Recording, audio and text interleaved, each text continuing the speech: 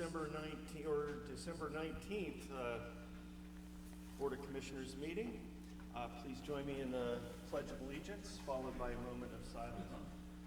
I pledge allegiance to the flag of the United States of America and to the republic for which it stands, one nation, under God, indivisible, with liberty and justice for all.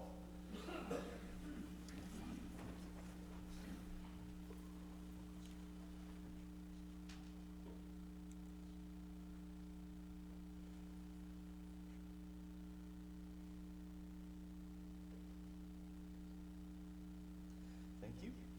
Please be seated. Commissioner Main, Chair Main, is not with us today, and so I'll be chairing the meeting. Bob is enjoying some vacation time with his son in Florida, and so we wish him well. First up on our agenda today, we are privileged to have Senator David Brock Smith join us today. He has a few comments and updates that he would like to provide. And so without further ado, Senator Smith. Thank you, Commissioner. Thank you. Good morning, Commissioner and public, Commissioner Sweet and Commissioner Taylor. It's a pleasure to serve you and work with you for the people of Senate District 1, which includes all of Curry, parts of Coos, and parts of majority of Douglas County as their state senator. As you know, I've been in the legislature since 2017 after leaving the county as a county commissioner for Curry County. And so it's an honor. I try to get, as I've been here in the past, to give a legislative update at the end of the year, as well as talk about future legislation that could be, that we know that is going to be moving forward in the upcoming session, that we'll have the short 35-day session in 2024. Some highlights in the 2023 session is legislation that I drafted and passed. Unfortunately, as you know, commissioners, it's difficult when you're in the member of the minority to get things through the legislative process as a member of the minority. Luckily, we have the numbers in the legislature to stop the other party from passing taxes without a vote of a Republican. But we don't have the majority, as there's 25 Republicans in the House and 13 Republicans in the Senate. But we were able to, as you're familiar, in my district, we have some of the greatest number of small woodland owners that were affected by the PFA, the Private Forest Accord.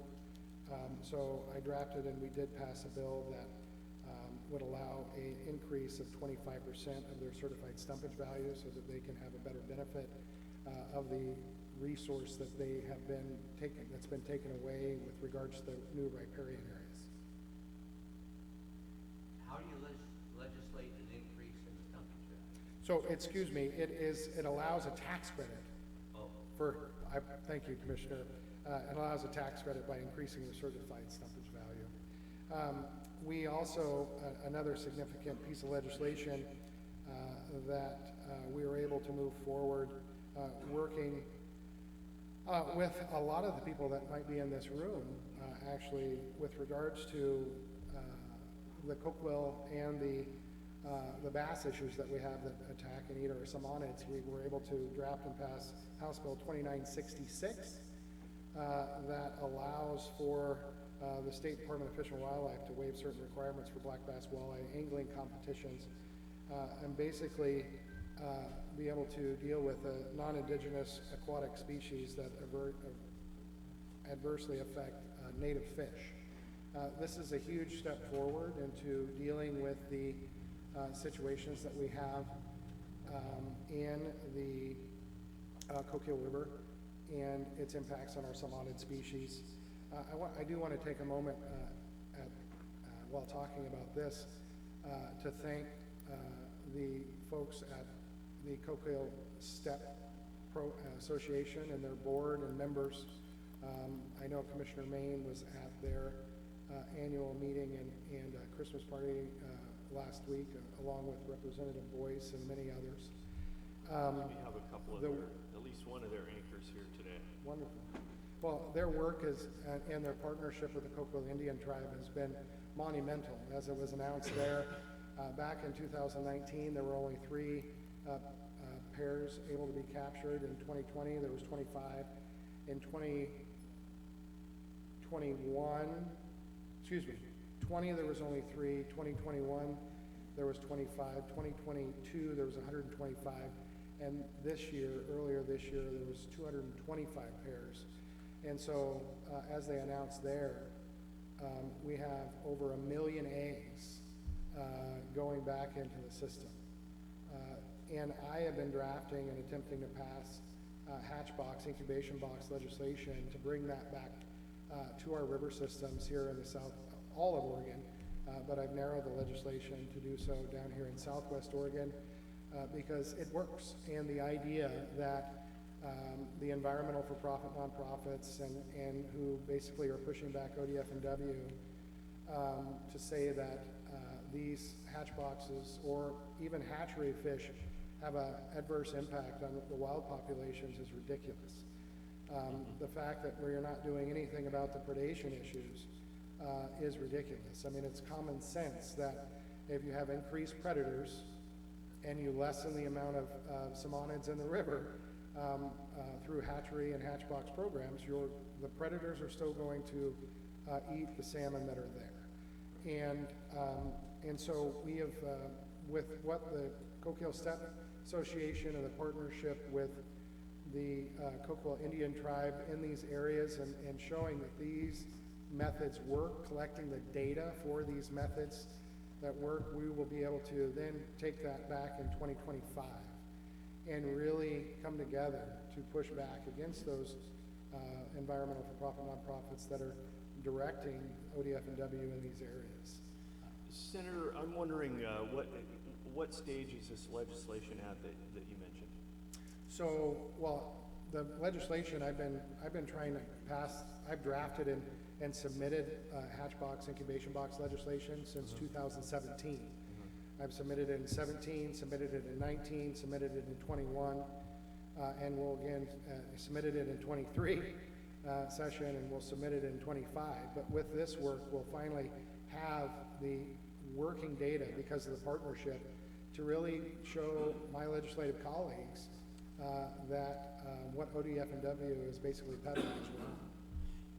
Does the legislation that you're planning to submit again, does it broadly, I mean, it must define hatch boxes and it must provide some limitations or provide for some limitations the use of those. Can you articulate on that a moment? Yes, I'm happy to. So the hatch box incubation boxes are already identified in ORS. They're actually supposed to be being used right now. I can't quote the ORS number, I apologize. Because it doesn't say, because it says they shall, ODF&W shall use hatch boxes. So what my legislation does is it narrows those use of those hatch boxes to rivers in southwest Oregon. So starting with the Coquille and then all the way down to the Windchuck, so that we can showcase how we will move forward with the data that we've been able to gather with the partnership and the work of the Coquille Steppe Association. This is something that we're also going to be bringing to my next Coastal Caucus meeting. As you know, the Oregon Legislative Coastal Caucus is made up of the 7 legislators whose districts are along the Oregon coast. I was the former chair and vice chair over the years in my position as state representative prior to becoming the senator, and we will be pushing hard on that actually in our meeting. I'm working with our Coastal Caucus staff and drafting a letter urging ODF&W to move forward on this. In fact, Representative Wright and Representative Boyce and I have already been in communication with ODF&W Director Melcher and Colbert on these, and Assistant Director Colbert on these issues, and we're building the coalition of support to move forward. so that we can be prepared in 25 when we're able to resubmit that piece of legislation. Sometimes, unfortunately, Commissioner, I found working as the city council president and chamber director and then county commissioner and state representative and now senator, the higher and I'm sure you've found this as well, the higher you go, the slower the wheels of government turn on occasion. And so sometimes it does bring it takes a coalition to move forward, and that's what we're building. And then there's a number, many of you can see, if you go to my legislative website, you can look at these highlights. I'm always sending out information. In fact, I would challenge anyone to see another legislator that puts out more information than I do to make sure our citizens are informed. But two more points. As the majority party is what I consider dumbing down education or reducing the number of graduation requirements, I did partner actually with Senator Wagner in drafting and passing, Senate President Wagner in drafting and passing a piece of legislation, Senate Bill 3, that would require 1/2 credit of higher education and career path skills and 1/2 credit of personal financial education for a high school diploma. I think it's critically important.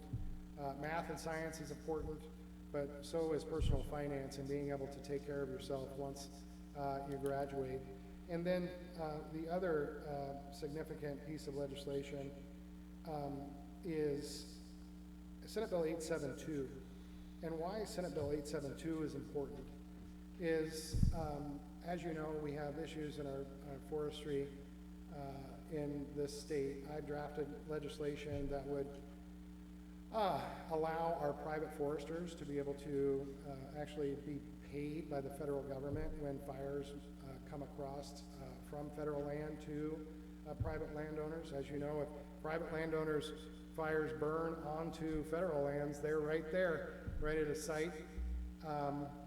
But that's not the other way around. And on the 10-year average, 80% of the acres burned in Oregon are burned on federal lands, and of the 20% of acres burned on private timberlands, 15% of those acres are from fires coming off of federal land, and of the 5% of those fires that start and are kept on private timberland, they're kept to less than 100 acres because of managed stands.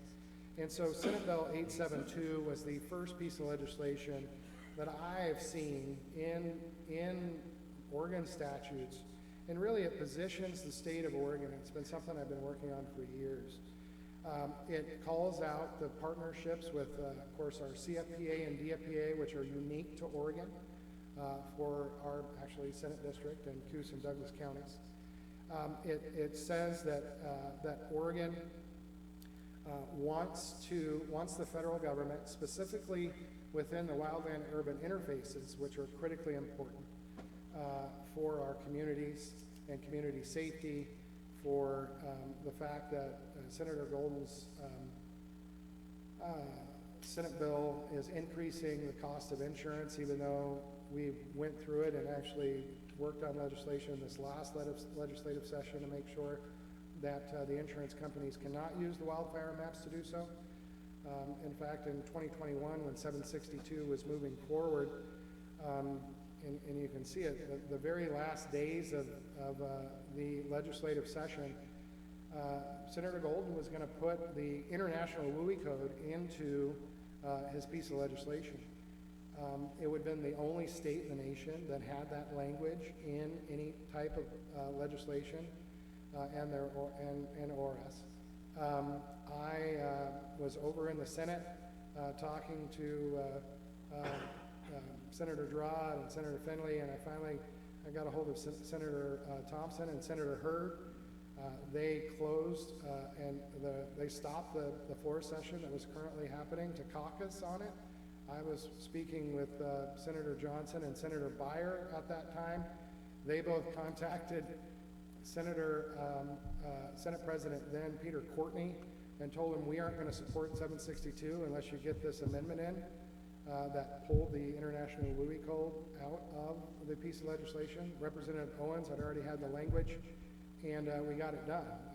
Speaker Kotek formed a new committee, and they wouldn't, of course, pass the amendment that was produced by a Democrat, so they basically just created a new amendment, or excuse me, produced by a Republican, and just created a new amendment.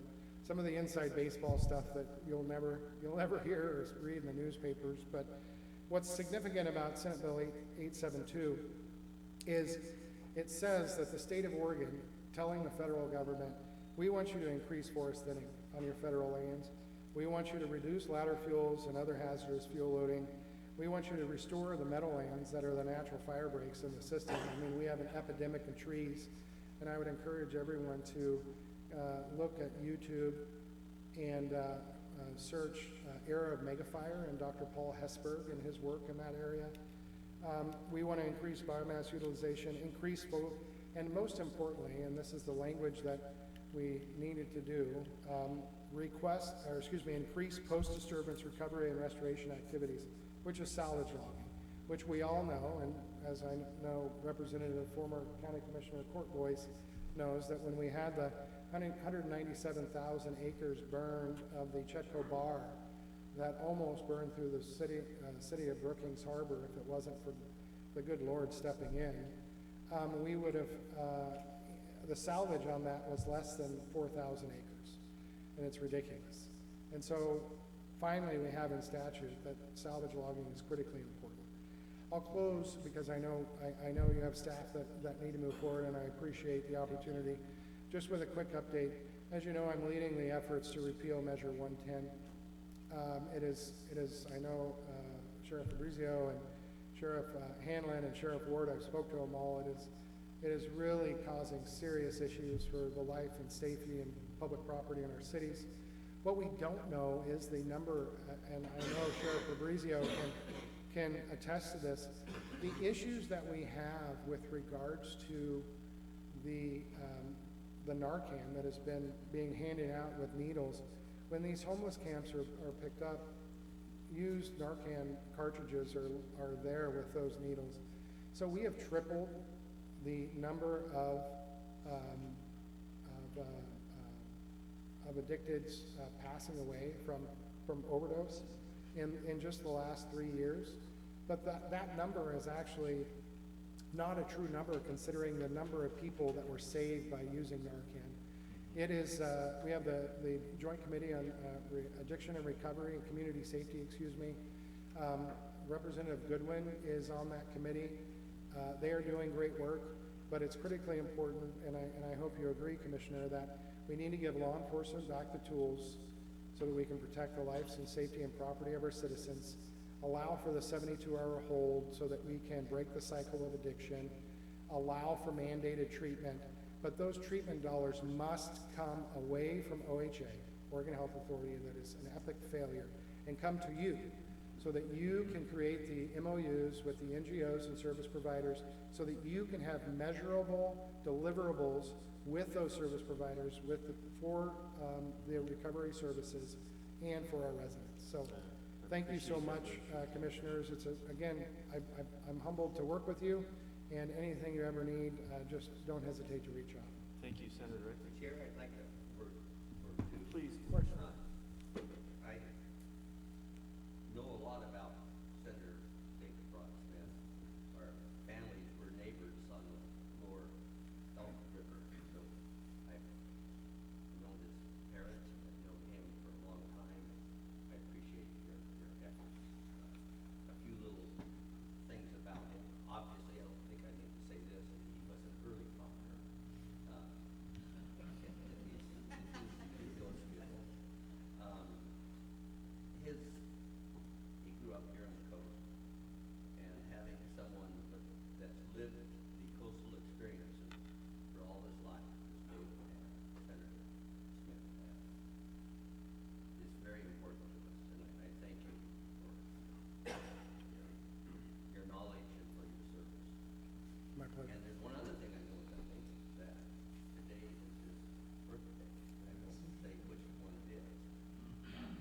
I have a cake here for him. Oh, that's very kind. Now, I remember your mother well enough that she would caution you not to eat that cake all by yourself. You may have tried that more than once.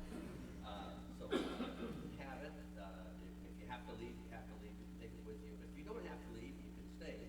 set it on a table over here and you can share it with others here. Well, Commissioner Sweet, thank you so much. That is so kind. So you can do with it as you please, but we're set up over there to share it if you'd like. Well, I'm happy to There's ice share. cream. And then we'll try to move through the rest of the meeting with the greatest alacrity possible. I'm happy to share, and thank you. That is so kind. I have a meeting in Charleston at noon, so I gotta be there.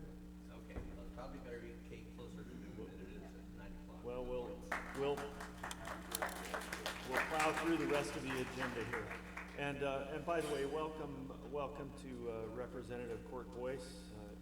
Pleasure to have you here today, sir. Thank you. Thank you, Commissioner. All right, moving on to agenda item 3.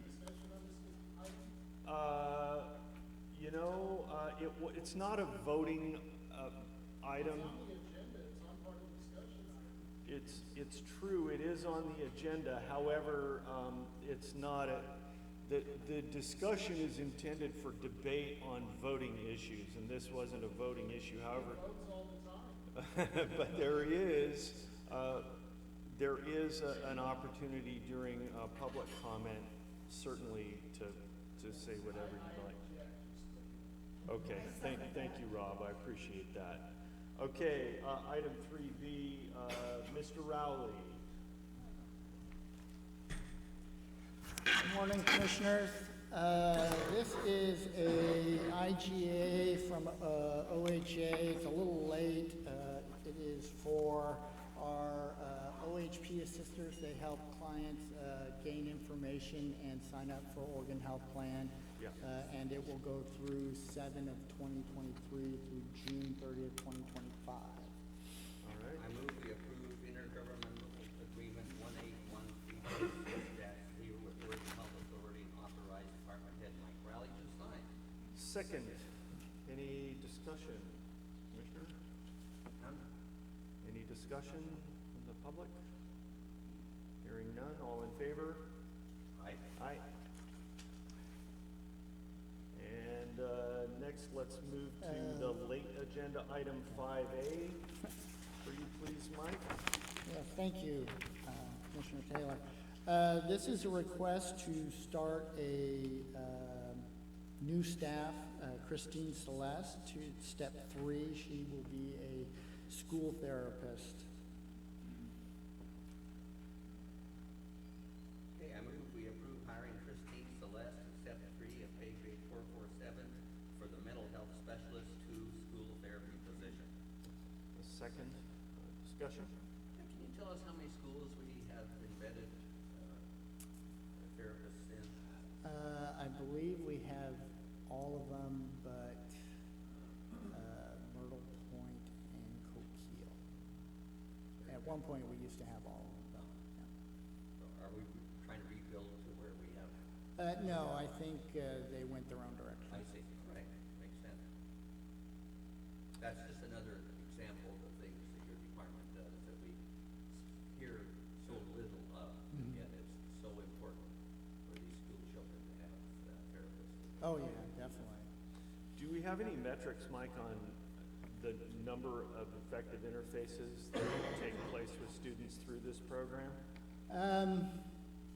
We do, I'd have to get it, I don't have it in front of All right. me, so I can get that for you. Okay, and then I'd just additionally like to comment that a couple of weeks ago, we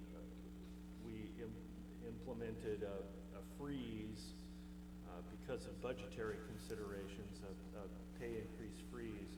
However, step hires were excluded from that, and that's specifically because we're having such a difficult time finding qualified applicants for some of these critical roles, and hiring at above initial pay grades is, or pay steps is sometimes required in order to entice these applicants. And that was something that we factored when we implemented that freeze. So, any discussion from the audience? Mr. Spores, please come up and use the microphone. Thank you. Good morning, Greg. I'm just wondering if there's any screening that's done on these therapists that are coming in through the government to find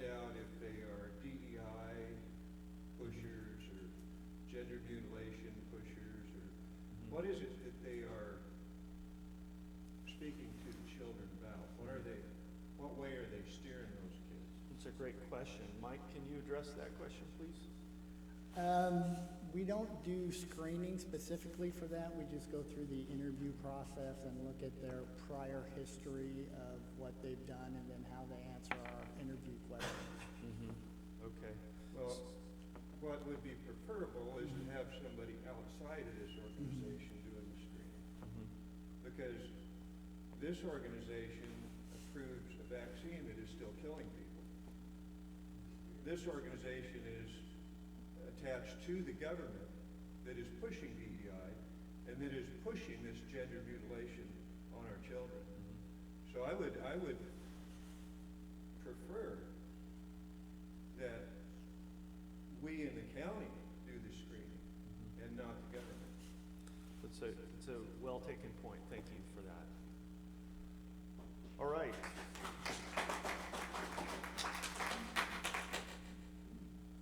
Any other discussion from the audience? Hearing none, all in favor? Aye. Okay, thank you, Mike. Appreciate it. Next up, forestry. Master Forester Lance Morgan, requesting approval of an offer on the Lost Dog Road timber sale. Good morning. Good morning, Lance. Earlier this year, we terminated a timber sale contract with Frontier Unlimited LLC. Scott Timber has made an offer on this timber sale at the same price we received in the prior sale price. We will receive $475,000 per thousand board feet on the primary species Douglas fir. Terms to be finalized upon approval with a December 31st, 2025 end date. Okay. I move that we approve the offer from Scott Timber Company for timber sale BH-5-21 named the Lost Dog Road sale. Second, any discussion? I think that if we were able to get the same price we got several years ago in this current market, we're doing very, very well. I was talking to someone about timber prices up in the northwest corner of the state. They're looking at $400 a thousand. Maybe different species, I don't know that, but this sounds good. And thank you for cleaning this up. All right. Good. I think Lance is a great salesman, apparently. I tried. All right. Anything else, Commissioner? Yes, sir. Audience, sir, yes? Come on up, please, and introduce yourself on the microphone so we get it for the recording. Ken Trustador, taxpayer, Lance. Volume, did you see the volume? I didn't see the volume. I think that thing's probably half a million feet. It's not a big sale, small sale. Yeah, thanks. Thank you, sir. In addition to being a citizen, Ken's also a tax forester. Not half, but a good forester. Any other comments from the audience? Seeing none, all in favor? Aye. All right, and next for Lance, award of contract GR 123. Attached is a copy of growing agreement GR-1-23 with J. Herbert Stone Nursery to grow approximately 100,000 Douglas fir seedlings. The seedlings will be planted in early 2026. Motion? I move that we award and sign the attached growing agreement with J. Herbert Stone Nursery in the amount of $43,000. Second, any discussion? I will note that Lance has arranged with one of the local timber companies for some what they call third generation seed. So this is seed that's been harvested from trees that have been selectively, from which seeds have been selectively gathered. And so they have really great growth characteristics. Oh, that's good. That's good to do. Any comments from the audience? Seeing none, all in favor? Aye. And not last for Lance. You got one more after this. 3E, contract with PRT USA Inc. Coos County has a need of seedlings which can be grown at PRT Nursery. We are able to obtain space to grow 50,000 plug seedlings to be sown in the spring of 2024. The seedlings will be lifted and planted in the spring of 2025. Total cost of this contract is $30,220. All right, the motion? I move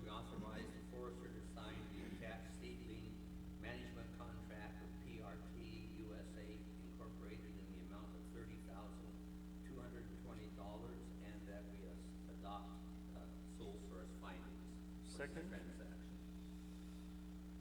Any discussion? Where is PRT? Little town outside of Salem up there, Ah, where they're growing, might be Hubbard. all right. Okay. Any discussion in the audience? Seeing none, all in favor, aye? Aye.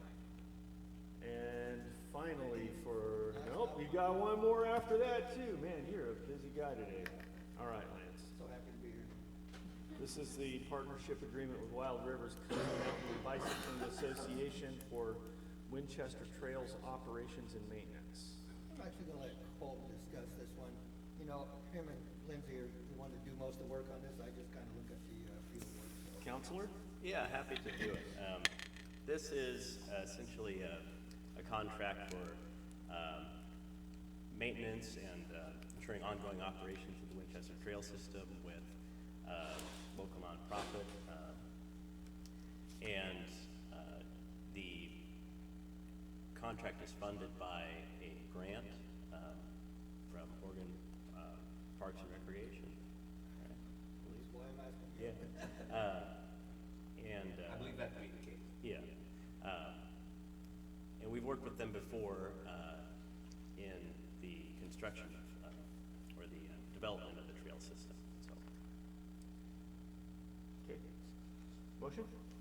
I move that we approve the contract with Wild River Coast Mountain Bicycling Association and authorize Forester Lance Morgan to sign the contract, subject to approval by county council, and that we adopt sole source findings. Second? Any discussion? And I would, even though the mountain bike people are involved in the maintenance, I would point out that this trail is one that we've had longer than we've had the Whiskey Run mountain bike trail. This is close by, it's used by mountain bikers, but it's also used by motorcycle or off-road motorcycles.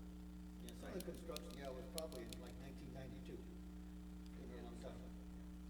And I know I sat in on a meeting with Oregon Parks and Recreation, and we received accolades for the upgrade of the trail. The work has been done already, and more to be done. Right. Any discussion from the audience? Yes, Rob?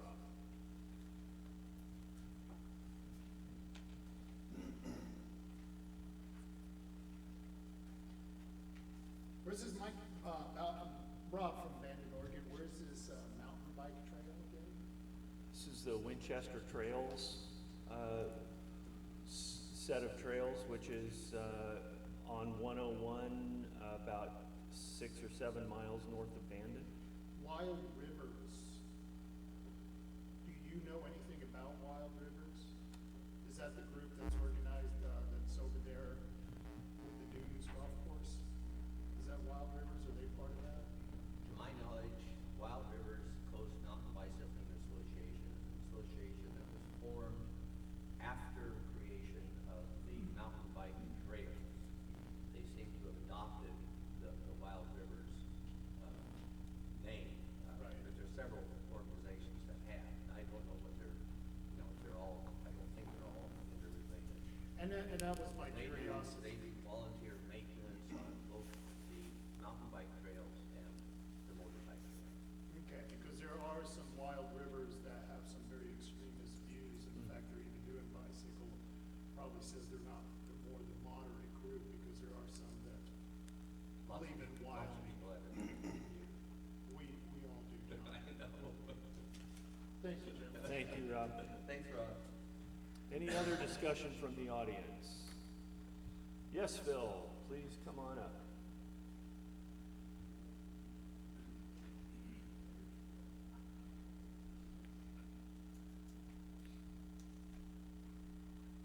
Good morning. Bill Thompson, Coos Bay. Good Hi, morning, Bill. you guys. This might not even be relevant to what we're talking about, but I read in the paper, this woman sued someplace up north here. Newport. Okay, that's my question. Are we, in a position where we can get sued if See, I went up and walked that bicycle trail down, I'm not bicycling, Yeah. so forth, so where we at on that? Can you know what I'm talking about? Recreational immunity, yeah. Yes, I believe it would apply, in general, in the county forest land. I mean, when you say it would apply, would we be liable for a suit or not? No, in general, when individuals go into county forests to recreate, there is recreational immunity from liability the county enjoys. That case up in Newport is different in that the court found that the property where the injury occurred was adjacent to the recreational site, which was the beach, and that the municipality had developed that property into a trail, an access trail. So basically the court found that the people were using the trail for access, not recreation. Yeah, that was my point. Or rather, they remanded for the trial court to determine whether it was for access. Because if it was for access, there's no recreational immunity. Well, thank you very much. Sure. You answered my So I guess it's important, if you build an access trail, call it a hiking trail, not an access trail. You had to be hacking though. I mean, yeah, so, yeah, the other answer to your question, Phil, depends on how crazy the courts get, but, you know, there's no limit to that apparently. Any other discussion? I've heard there's actually, maybe these guys, a legislative fix coming for some of this. Yes. Thank you, Commissioner. Senator Brock Smith, we do have a legislative fix coming in a short session, just to make sure that there's no issues with regards to defining access trail to hiking trail and so forth, and protect not only our counties, but our cities and other public lands. Very good, thank you, Senator. Any other discussion from the audience? Seeing none, all in favor? Aye. 3G, and now Lance is going to be done. Realtor record of contract. A request for quote to solicit for a realtor of record for Coos County. This is a 5-year contract. Only one quote was received from our previous realtor of record, Hotline Real Estate Inc., DBA Pacific Properties. Very good. Motion? I move we award the attached realtor record contract to Hoffine Real Estate Incorporated, DBA Pacific Properties. Second. And thank you to Randy Hoffine for stepping to the plate on that. We appreciate his excellent representation in our real estate matters. Any comments? No, sir. Audience? All in favor? Aye. Aye. All right. Thank you, Lance. Thanks, Lance. All right. Mr. Slater. I see Paul in there. You are, Paul. Hi, good morning. This is 3H, contract amendment with Strata Design for the pipeline riverbank failure. So this is just requesting the approve and sign a contract amendment with Strata Design for some additional work related to additional minor design changes, some additional site visits, and an additional site visit with a tieback anchor specialist prior to the additional design with Strata. The amendment increases the compensation $12,926.56, which would bring the amount to exceed to $28,926.56. I move we approve and sign the contract. Second. So this work is this is only preparing for the actual additional repair of the sheet wall. This was for the previous repair. Ah. It's already completed. This is already Okay. completed. All right. That failed. That has, yeah, the ball has Mm-hmm. 5 of the tiebacks cable were removed. Yeah. So that's what we're gonna reattach. I'll be back to the board here in the near future. We're going to use bigger cable this time? Bigger cables. That's a good idea. Yeah. Okay. Very good. Any discussion? Audience? Seeing none, all in favor? Aye. Aye. Thank you, Paul. Thanks, Paul. Appreciate it. Juvenile Department, Mr. Baird, request approval for IGA 15665, amendment number 2. Hi, Brian. Good morning. Yes, I also have Gina Garner from my department here with me. Hi, Gina. Gina, how are you? We can do this the long way, or we can do this the short way. We're happy to answer as many questions as possible. In a nutshell, what we're here for is this is an amendment to a previously approved grant that the juvenile department has. We're requesting the permission for mine to be able to sign so that we can be able to receive additional funding. When we were talking about bureaucracy and going through things 5 times, this is a prime example of that. This has already been approved once. There was additional money.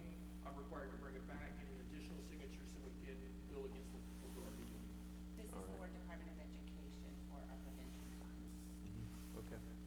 And, you know, if you don't mind, I can explain why it's being brought back. Please. For the board. This was originally approved last month as a post-action notification based on the language of the amendment that Oregon Department of Education sent over. The way they sent the amendment, it looked like it was an increase of $500 in funding, but that was because they incorrectly prepared the amendment. The intent of this amendment is to add another 2 years to the funding agreement, which originally was approved in 2021, and an additional $85,000. When they went to amend the grant agreement, they replaced $84,000 with $85,000.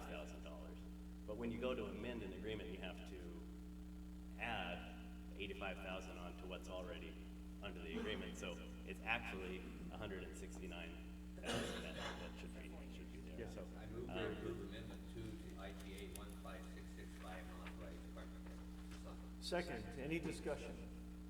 Audience? Seeing none, all in favor? Aye. Aye. Great. Thank you very much. Have a great day. I have your pen. Yes.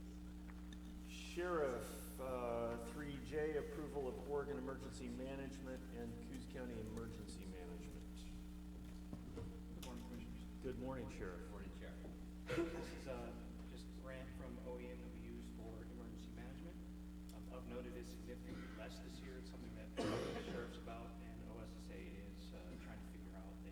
OEM has reduced it, unfortunately, which will mean that we're going to be able to maintain the 50-50 split with wages, but there'll be less supplies that emergency management will be able to buy this year. They're trying to address it with OEM. It's unfortunate, but this is the annual grant we get, and just requesting acceptance of it. All right. I move we approve and have legal counsel and the chair sign the agreement with Oregon Emergency Management. Second, any discussion? No, sir. Anybody in the audience? All right, hearing none, all in favor? Aye.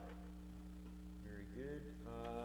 3K, donation of surplus equipment to Bandon Police Department. Sir, with our, of course, our operational tempo has picked up. Usually it slows down in winter, but seems like is an exception to that. And with budgetary considerations coming up this next year, we feel the radar equipment that we have, we don't get to run much traffic. I do believe traffic is very important. It saves a lot of lives, but I think Bandon could probably use this better than us. They're willing and able to pay for the recertification costs for the radar. So we have this sitting on a shelf, and just hoping to donate this one unit to them so they do a lot of traffic grants that we don't have time for.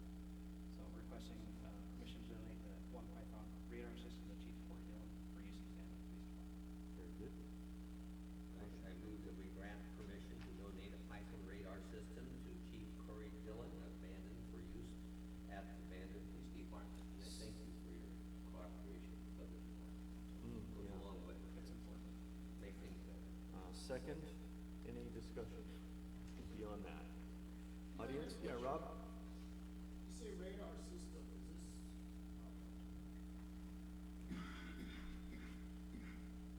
Good, Sheriff. You say radar system, this is for speed, right? Tracking speed. You have to give it to my guys at Bandon, huh? Okay. Sorry. Sorry. We owe you one, Rob. It shouldn't be a problem because I haven't known Rob to be a speedy driver necessarily. I think he's probably If someone knows all by right. the last name of Taylor, ought to be afraid of this. Camaro, look for a white Camaro. Yes. I have no idea what he's talking about. Okay, any other discussion from the audience? Hearing none, all in favor, aye. Thank you, Sheriff. Oh, we got one more for you, Sheriff. We got your 5B late agenda item. We'll get it while you're here, if you don't mind. Of course, thank you. Approve the revised job description. This is for Melissa, the operations manager. Basically with Cent, she absorbed a lot of the duties for them, and is now, not only absorbed a lot of duties for Cent, tracking and managing the forfeitures and assets, but with the updated RMS record system and radio communication system, we're working with Caroline to update the job description. At this time, we're not asking for any money or anything, it's just really just the description itself. Right. Very good. I move approval of the revised CCSO Business Operations Manager job description. A second, any discussion? Anybody in the audience? Seeing none, all in favor, aye. Aye. Thank you, Sheriff. Well, I think we're done with you now. Thank you again. Jill Rolfe, Community Development, requesting an award to the mechanical service contract for Coos County Community Development remodel to Umpqua Sheet Metal and approve the contract for department head to sign. Good morning, Morning. Amy. Hi. So I realized a little too late that there was an error in the dollar amount on the agenda cover sheet. So we only received one quote, and it was for $22,055. So we're asking for us to award the Umpqua Sheet Metal, the Community Development Remodel Mechanical Service Contract not to exceed $23,000, and approve for the department head's signature subject to the approval by county council. All right. So I may have missed some of that. Oh. So not to exceed. 23,000. The quote was actually for 22,055. So we're asking for it to not to exceed 23, just in case. There's a minor overage. Yeah. I move we award Umpqua Sheet Metal and Community Development Remodel Mechanical Service Contract not to exceed $23,000 and approve the contract for department head signature subject to further approval by county council. Second. Sure. The young lady. Any discussion on this? Audience? Seeing none, all in favor? Aye. Aye. And next up is 3M, order adopting a vacation of public way as described under background application BAC 23001. This is an order to adopt order number 23-11-058PL in the matter of a vacation of a public road that is described as approximately 50 feet by 120-foot portion of a platted Hyatt Street located between Block 48, lots 1 through 4, and portion of vacated Kentucky Avenue in the amended plat of Boise Addition subdivision, and Block 15, Lot 10, and portion of Lot 9 in the second addition to Bay Park subdivision. Okay. I move we adopt order 23-11-058PL. I'll second that motion. Any discussion?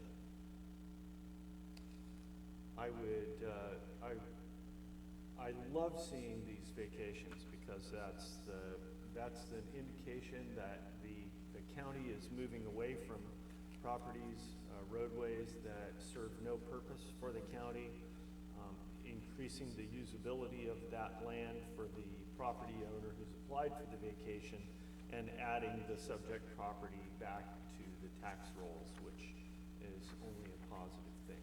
So it's great to see. Thank you for doing it. No other discussion? All in favor? Aye. Very good. And next is 3N, adopting official road name of Jasper Lane. This is in the matter of the adoption of an official name of a road, Jasper Lane, located off of Pacific Surf Lane, northwest of the city of Bandon, order number 23-12-061PL. I move we adopt an official name of a road, Jasper Lane, located off of Pacific Surf Lane, northwest of the city of Bandon, by approved order number 2312-061PL. Second. So this will be, this is designated as a public access road? Yeah, okay. Very good. Any other discussion? Where'd you get the name?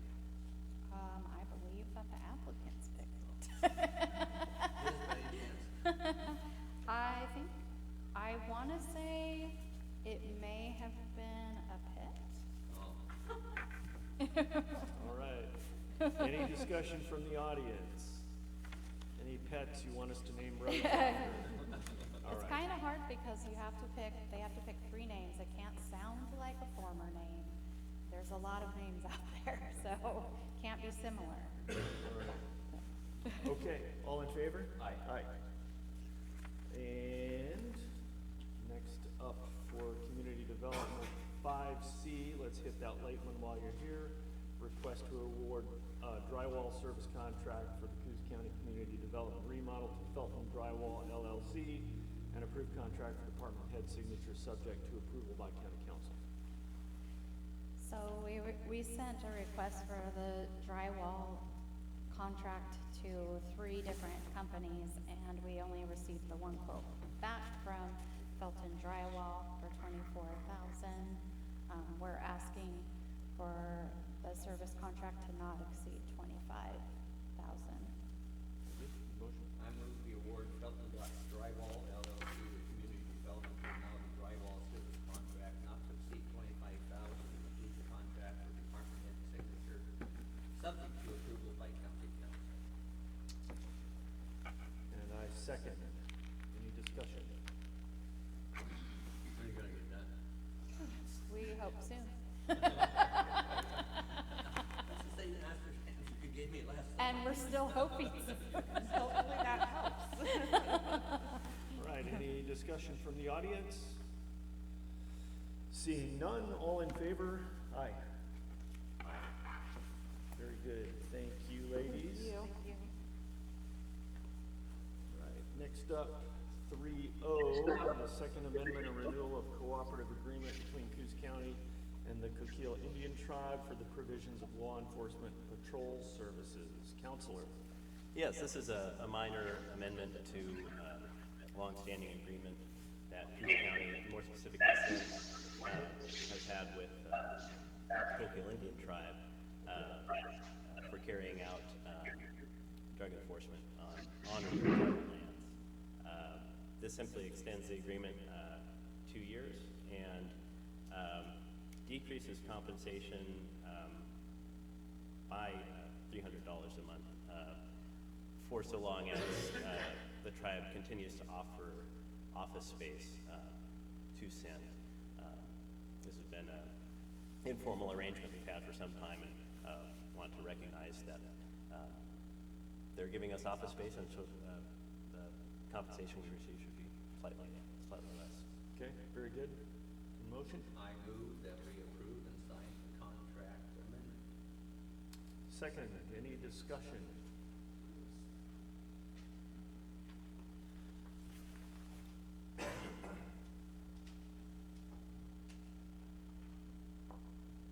Rob from Bandon here.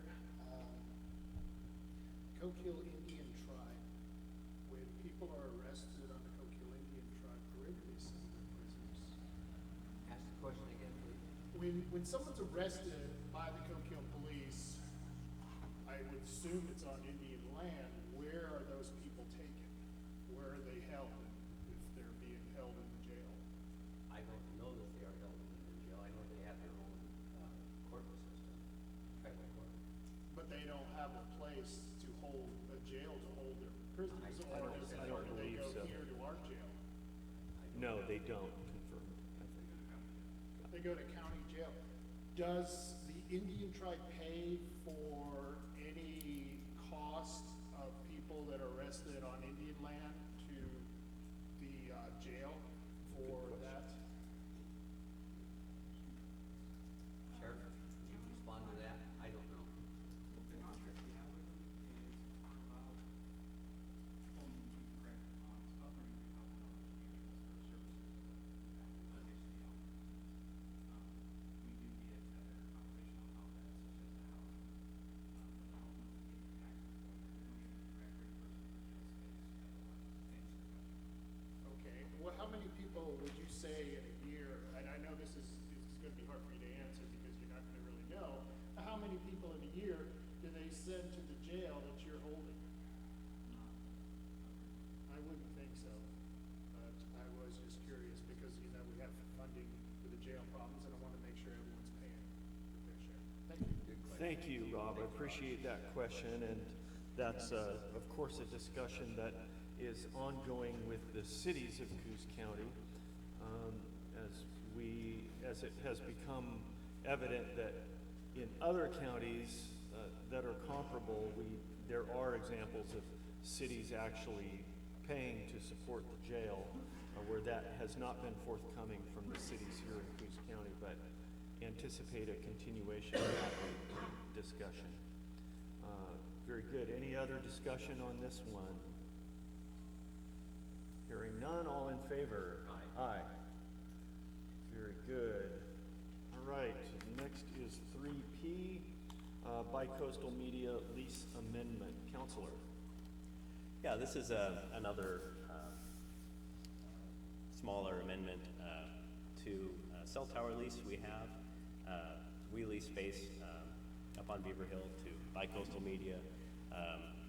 This would extend the lease by 10 years plus one automatic renewal of another 10-year term, and increases the rent by 8% for this coming year in light of that. Historically, the lease has been 5-year renewals, so this is a bit longer, and we've received increase in rent because of that. Very good. Motion? I move, we approve and authorize the chair to the contract amendment regarding the Bicoastal Media lease amendment. Second. Only comment I would have is unfortunate for Bicoastal Media to be increasing costs at the very time that presumably their revenues will be dropping due to the termination of the Rob Taylor report, but I guess that's their difficulty to figure out. So, any other comments? Yeah.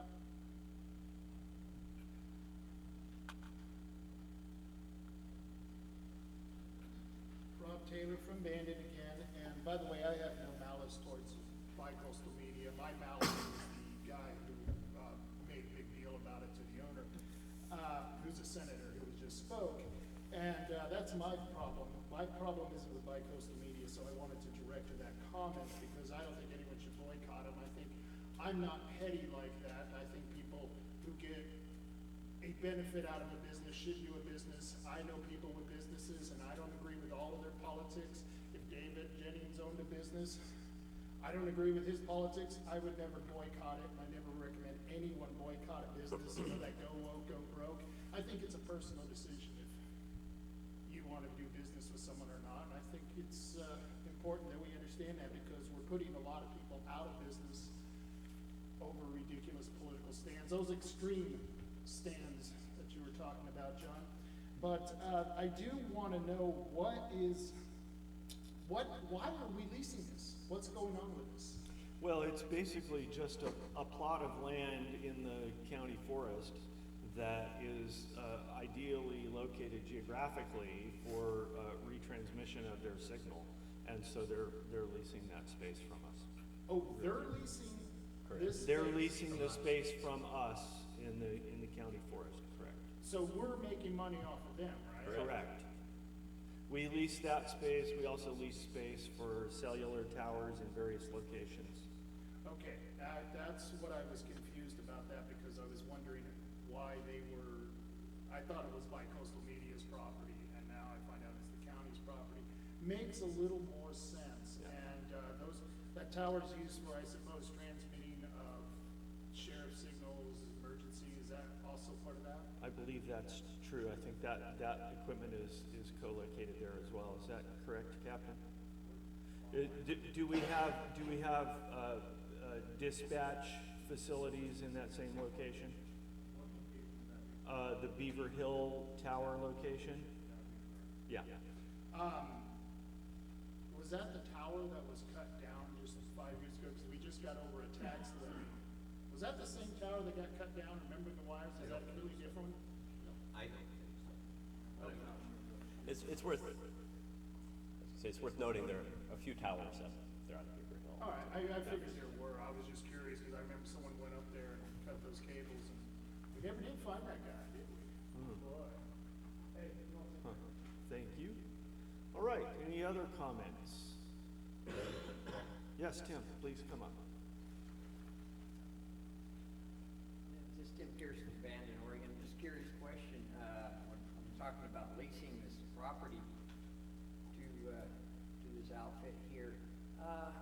We used to charge property taxes when we rented the leased property from the county to private companies. Are we doing that on this?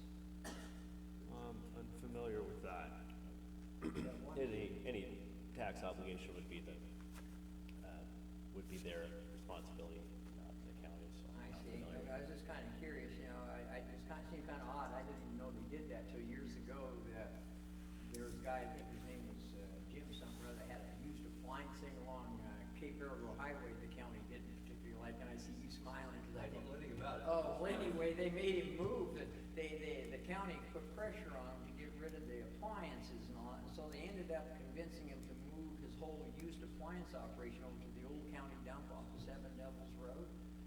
And then after he got bivouacked in there and got thoroughly entrenched in there, and of course he couldn't run his business because it was over there on Cape Arrow Highway, they hit him with taxes on the area that he was renting from the county. And I thought that was rather bizarre. And I don't know, I just thought, I was kind of curious from the county if they're still doing that, if they're actually charging property taxes like it's private property. I'm not aware of that. I just assume that rent is what we get. Here comes the treasurer. She knows. Here comes the lady with the, on this. Thanks, Megan, you saved the day. So when a private business does lease property from a government, they are required to pay property tax. It loses its tax exempt status. Yeah, I just thought I'd, Okay. Learn something every day. I didn't Thanks, know Megan. that. Good Thank question. you. Appreciate that, Megan. Thank you, Tim. Any other discussion on this one? Seeing none, all in favor? Aye.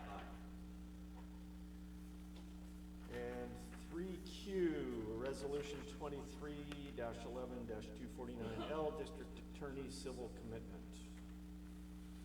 Counselor. Yes, yeah. This is to formalize a longstanding arrangement we've had with the district attorney to handle civil commitment cases brought under OS Chapter 426, 427. We just need something in writing to formalize that the district attorney will be taking this responsibility. I believe that already budget funds to the district attorney to handle these types of cases. I move we approve Resolution 23-11-249L and authorize Coos County District Attorney to represent the state's interest in civil commitment proceedings. Second, any discussion? Drew? Hi, Drew. Drew Farmer, Coos Bay. Just to give a heads up, I sit on the Department of Health and Human Services Advisory Committee. The state hospital is not taking any civil commitments at this time. In fact, they're not taking anyone who has not committed a person's crime to assess and stand trial at this time. So unless somebody has already harmed somebody, the state hospital is non-functional in terms of civil commitments. I don't think that should impact the funding that the DA receives, but it's something to be aware of and follow up with and keep track of. It's something I'm the only city councilor appointed to it, so it's usually commissioners. All right, thank you. Senator Smith?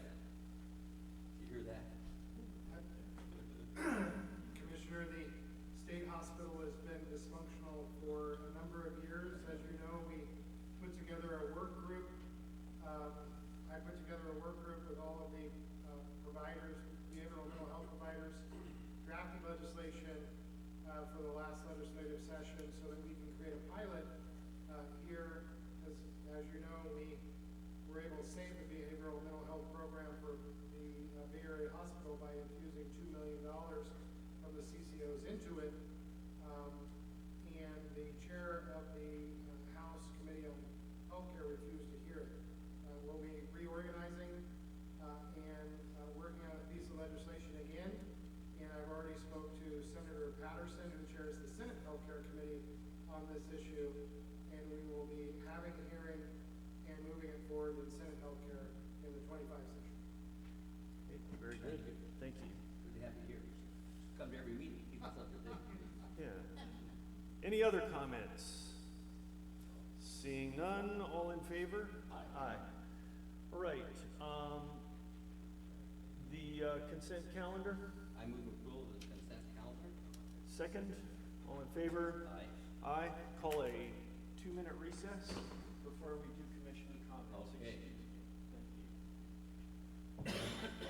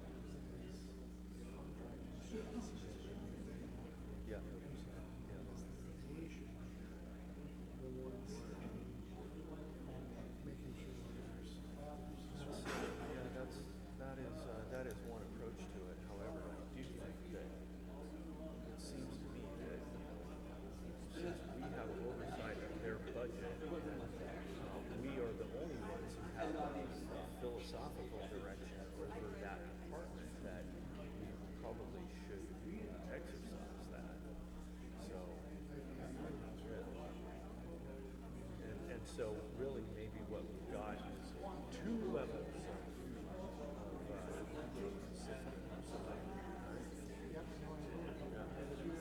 I guess you would have the opportunity to create job descriptions for yourself. Yeah, we can definitely influence that for sure. And then, Right. and that way, so you could influence the job description. Certain questions. Yeah, that's exactly right. Excellent point. Thank you. All right, let's call back to order.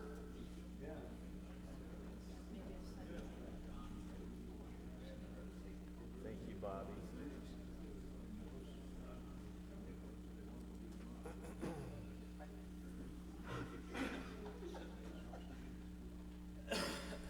Right, Commissioner comments. Commissioner Sweet? I'll be brief.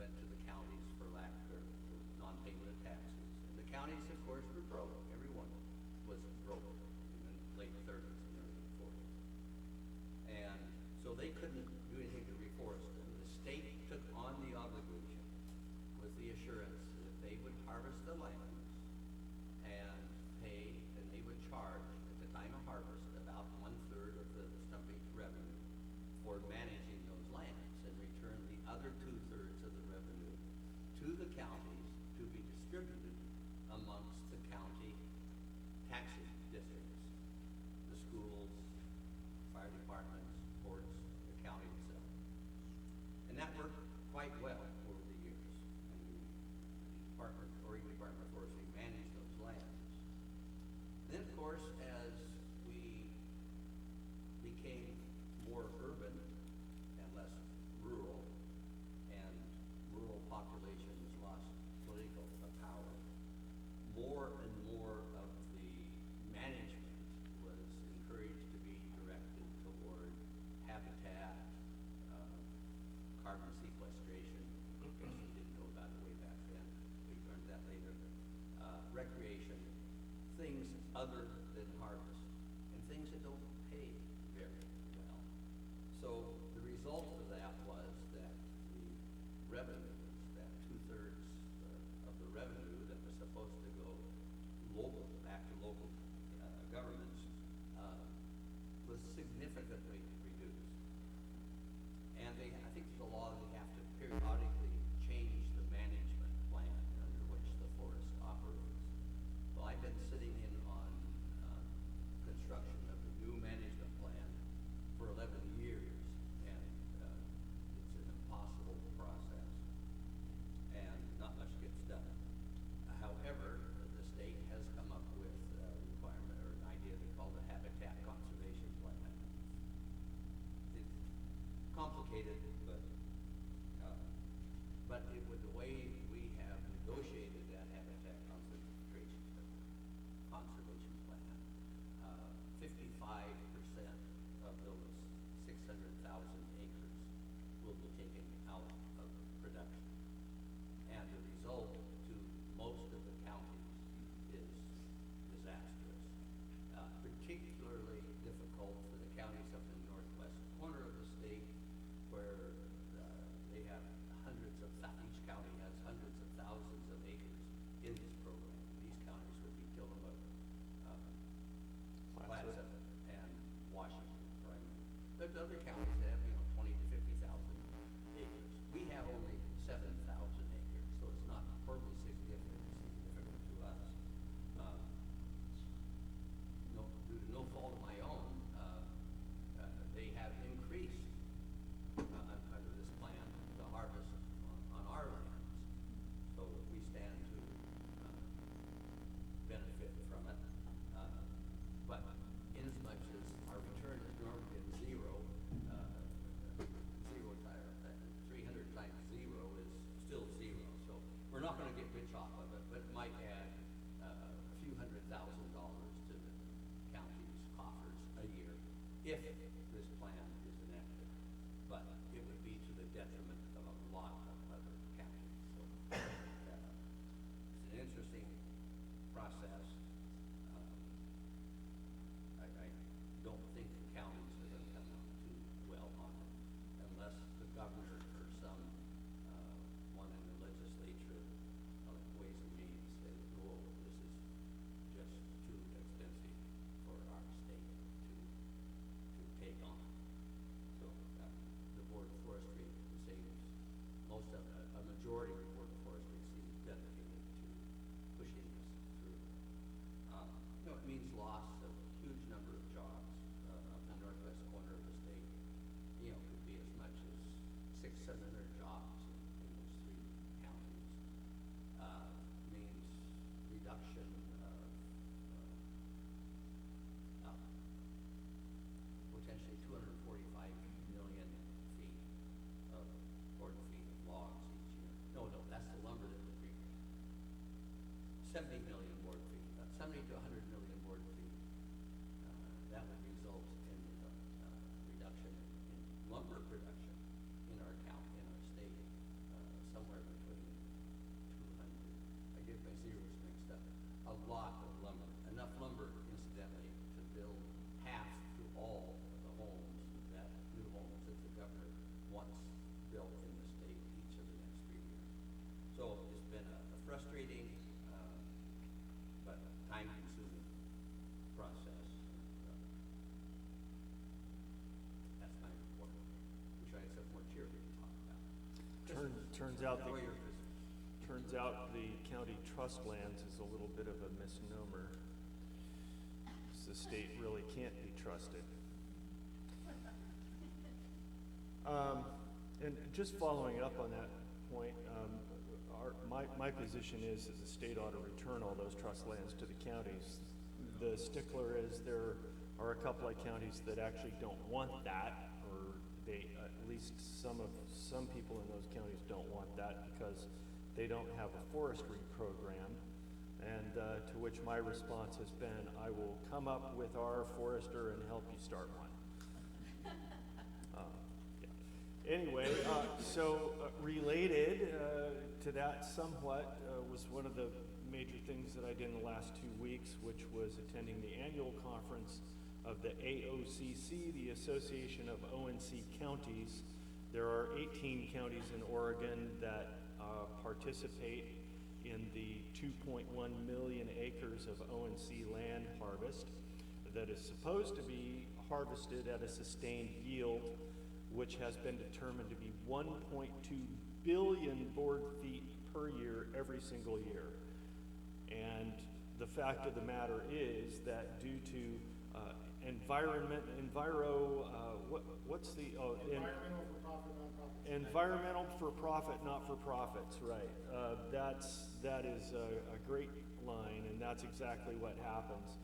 And a number of other factors that harvest on those ONC lands has been, which is managed by BLM, has been attrited down to, now we're looking at 212 million board feet versus the 1.2 billion that land will maintain. Well, when you harvest at 212 or so far below what sustainable yield is, what you end up with is unmanaged forest that is then going to burn.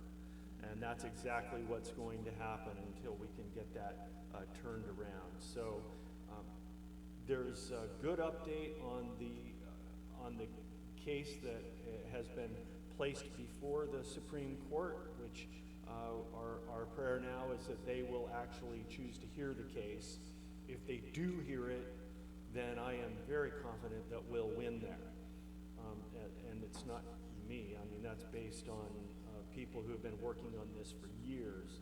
So it was very encouraging to hear that update. That would increase harvest to 500 million. That would increase harvest. In the 1937 ONC Act, there was a prescriptive harvest defined in that act of 500 million board feet per year until sustainable yield level could be established. And that level was established, I believe, in the 1970s or somewhere at the 1.2 billion. So the fact of the matter is that BLM is out of compliance with the 1937 ONC Act because they're not even hitting the minimum yield harvest. So that's a clear-cut case of malfeasance in my view. But we're hoping to see a reversal if the Supreme Court will hear it very soon. One last comment I have in reflection of the season is words from Henry Wadsworth Longfellow. I heard the bells on Christmas Day their old familiar carols play, and wild and sweet the words repeat of peace on earth, goodwill to men. And thought how, as the day had come, the belfries of all Christendom had rolled along the unbroken song of peace on earth, goodwill to men, till ringing, singing on its way, the world revolved from night to day, a voice, a chime, a chant sublime of peace on earth, goodwill to men. Then from each black accursed mouth the cannon thundered in the south, and with the sound the carols drowned of peace on earth, goodwill to men. It was as if an earthquake rent the hearthstones of a continent and made forlorn the households born of peace on earth, goodwill to men. And in despair I bowed my head, there is no peace on earth, I said, for hate is strong and mocks the song of peace on earth, goodwill to men. Then pealed the bells more loud and deep, God is not dead, nor doth he sleep. The wrong shall fail, the right prevail, with peace on earth, goodwill to men. Merry Christmas to all with that. Moving on to citizen comments. First up, David Jennings.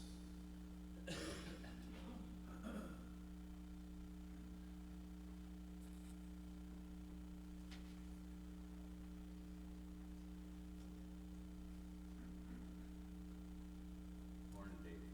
Good morning, Commissioners. My Morning, name is David. David Jennings. I live here in Coquille. I wanted to comment about the repeal of 110, where it's a modification, which is becoming to look like it's more likely, which is a good thing.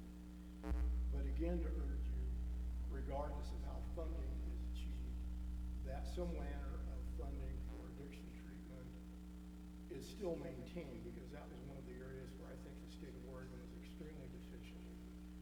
And regardless of funding, whether funding comes through the state, through the Oregon Health Authority, or is sent back to the local, say, county commissioners, it's important to basically build on that, continue that funding. I know some people have said that forced addiction treatment doesn't work. In reality, that's not true. Keith Humphreys, who's a psychiatrist and an expert in addiction, testified in front of the Joint Legislative Committee on Addiction Community Safety back at the beginning of this month, reviewing a bunch of different studies that showed that if you force somebody into treatment, you're actually likely to have an outcome that is roughly equivalent or even better than voluntary treatment. And I think it's important when you try to curb the addiction and all the destruction that comes from that you also realize you have human beings that have a medical condition that are addicted. That shouldn't be an excuse for criminal behavior, but at the same time, you have to offer these people a way out to get clean, to get sober, to become law-abiding citizens. And I think it's regardless of the controversy over Radio 110, which is very poorly designed and very poorly implemented, the part of it that diverted funding from cannabis taxes is important, is a good measure. It's beginning to have some good, and I think it's important to preserve that. I'd like to thank you for your time and wish the board Merry Christmas. Thank you, And I David. enjoyed your poem. It's a good poem. Thank you. Merry Christmas to you as well. Thanks, Dave. Thanks for those salient comments. I appreciate that very much. Chris Castleman.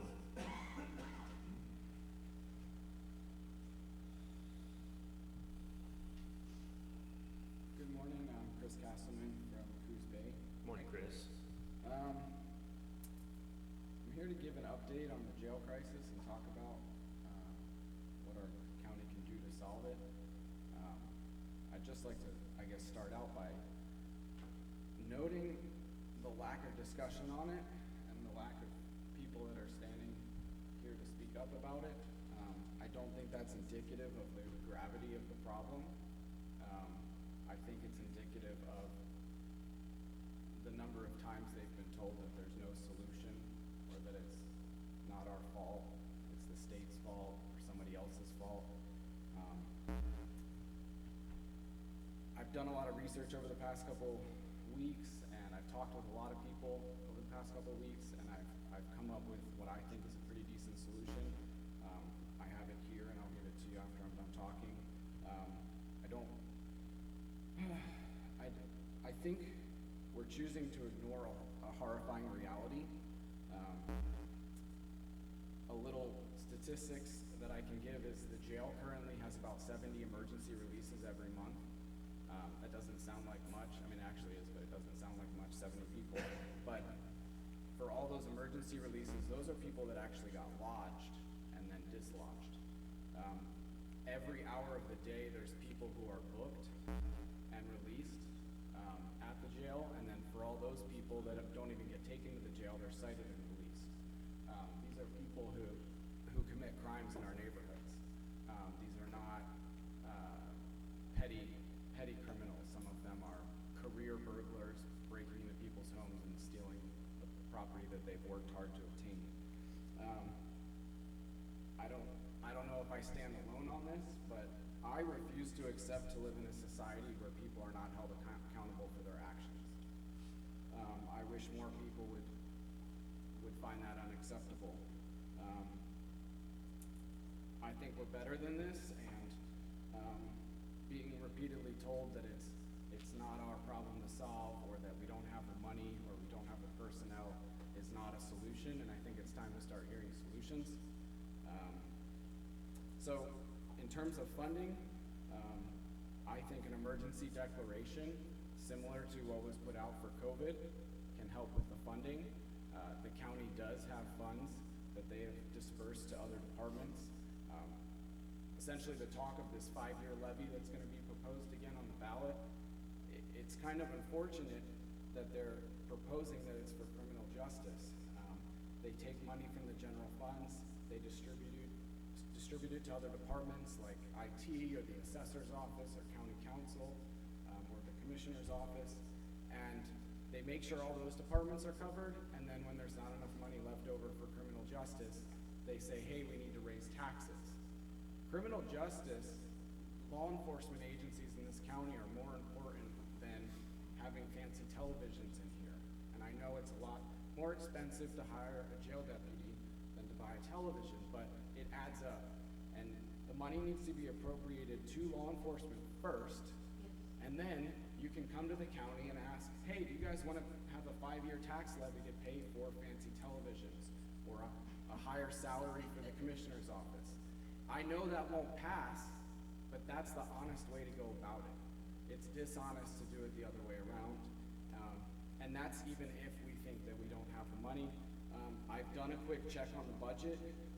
We can talk about these numbers. I'd love to talk about these numbers, but for instance, over the past 4 years, the IT budget has increased by 37%.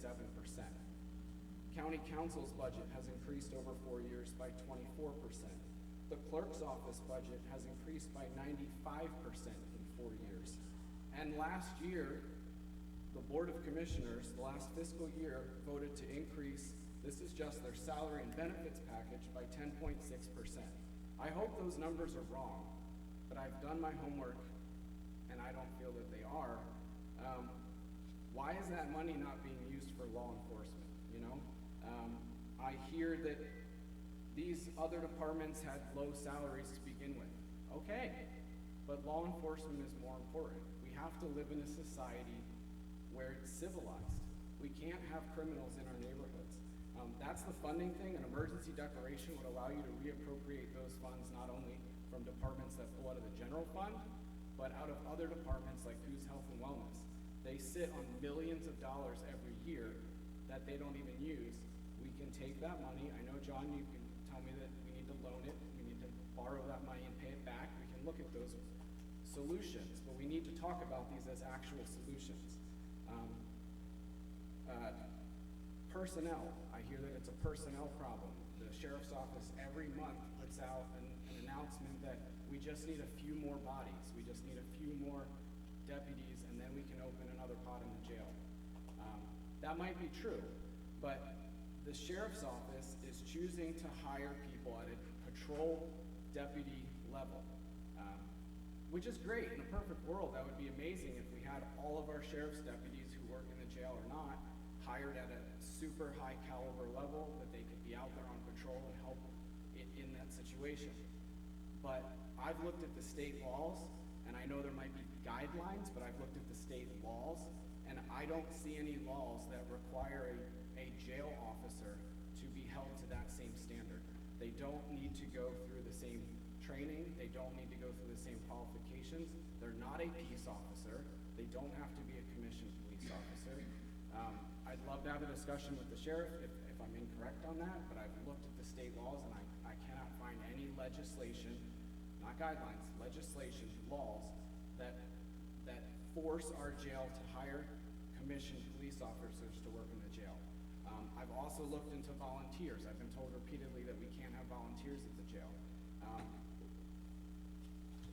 The state laws designate the sheriff with the ability to create a county civil defense force made up of volunteers with prior background, like in military or security, that can help out in situations just like this. They can help and work at the jail, and it's been done before.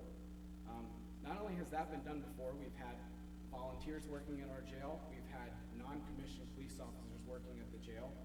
We've also had a jail that's fully open.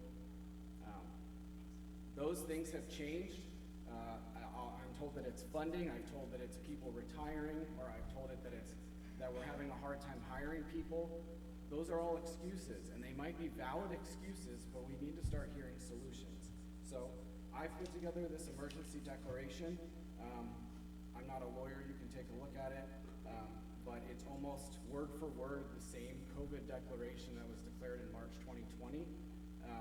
I use the same language because I feel that they're very similar situations. The only difference is that back in March 2020, citizens were able to do all the things that the government tried to do for them. They could have done them on their own. They could have worn a mask, taken an injection, stayed away from other people. The tragedy of our current situation is, what am I supposed to do? Pay tens of thousands of dollars to build a fence around my property that burglars can't jump over? Those are extremely cost-prohibitive measures. I can carry a gun with me, but now I'm going to be liable when I shoot somebody because they're trying to steal my stuff. Beyond that, these people just simply need to put in jail. We have a system that works. We have a criminal justice system that's supposed to work. We need to fund it, and we need to get people working at the jail. And this emergency declaration would immediately steer the ship back in the right direction. It's ready to be signed today by 2 of you. I doubt that would happen, but I'd love to start having discussions on what we can do. If you find something in here that you don't think that's going to work, great, let's talk about it. But let's not ignore this. I'll finish with this. I'm not letting this problem be ignored any longer. I'm personally taking it upon myself to see this through to the end. I refuse to live in an uncivilized society where criminals are running around, stealing property, assaulting people, and not being held accountable for those crimes. It's unacceptable. I hope more people find that unacceptable, and I hope they start talking about it to you guys at these meetings. If I have to, I'll bring 100 people next meeting. And then the meeting after that, I'll come back with 200 people. I'll do it because I think that it matters. I think that it's time for change. I'll hand you guys these papers, and I hope you guys do something. Chris, Thank you.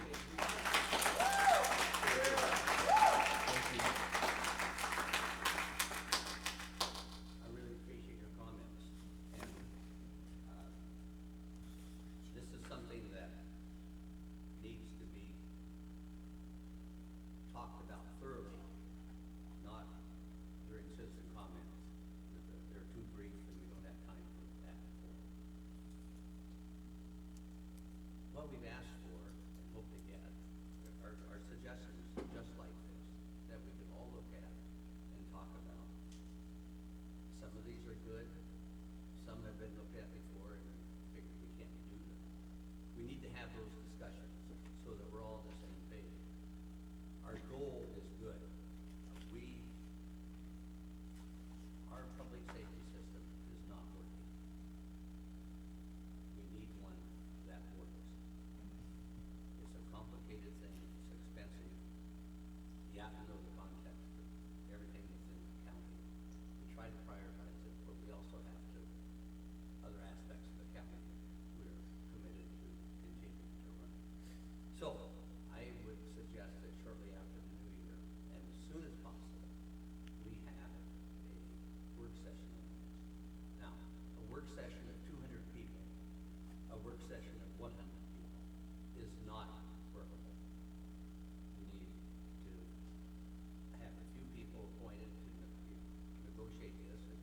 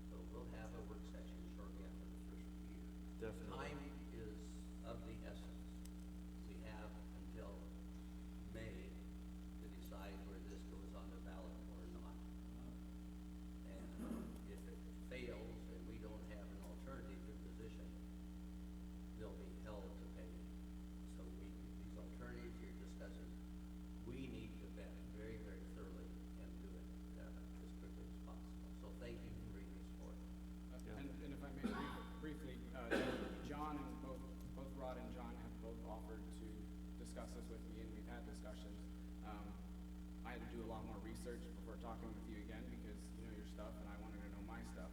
So I'm ready to have those. Really a little bit of ideas. So I'm ready to have those discussions now, but about your comment with the jail levy and waiting till May. We can't wait till May. Right. We can wait till May for a jail levy because that's what you have to do, but we can't wait, and I thank you for putting together a work session. That would be wonderful, but something has to come out of it. Yeah, exactly. We can't just have another work session or another committee because we've had those.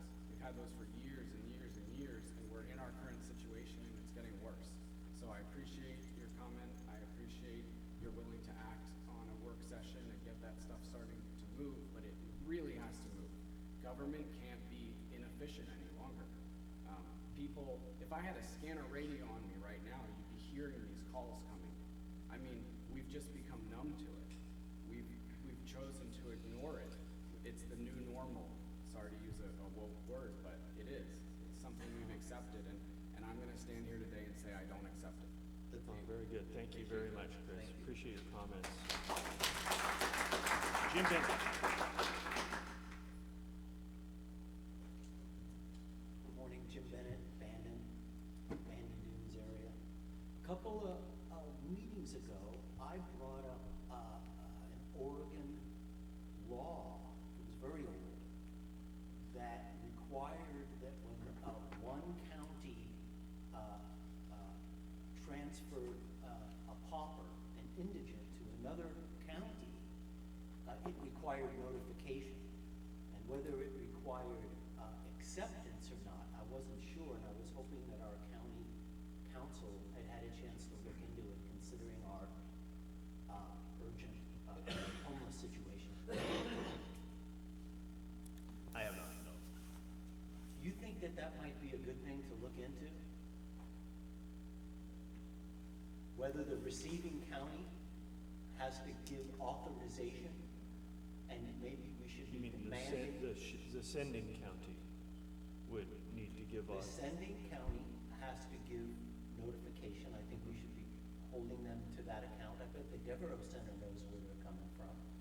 Yeah, And the it's- law requires that we be contacted. And what I wasn't sure about, and I couldn't discern, is whether it required our approval.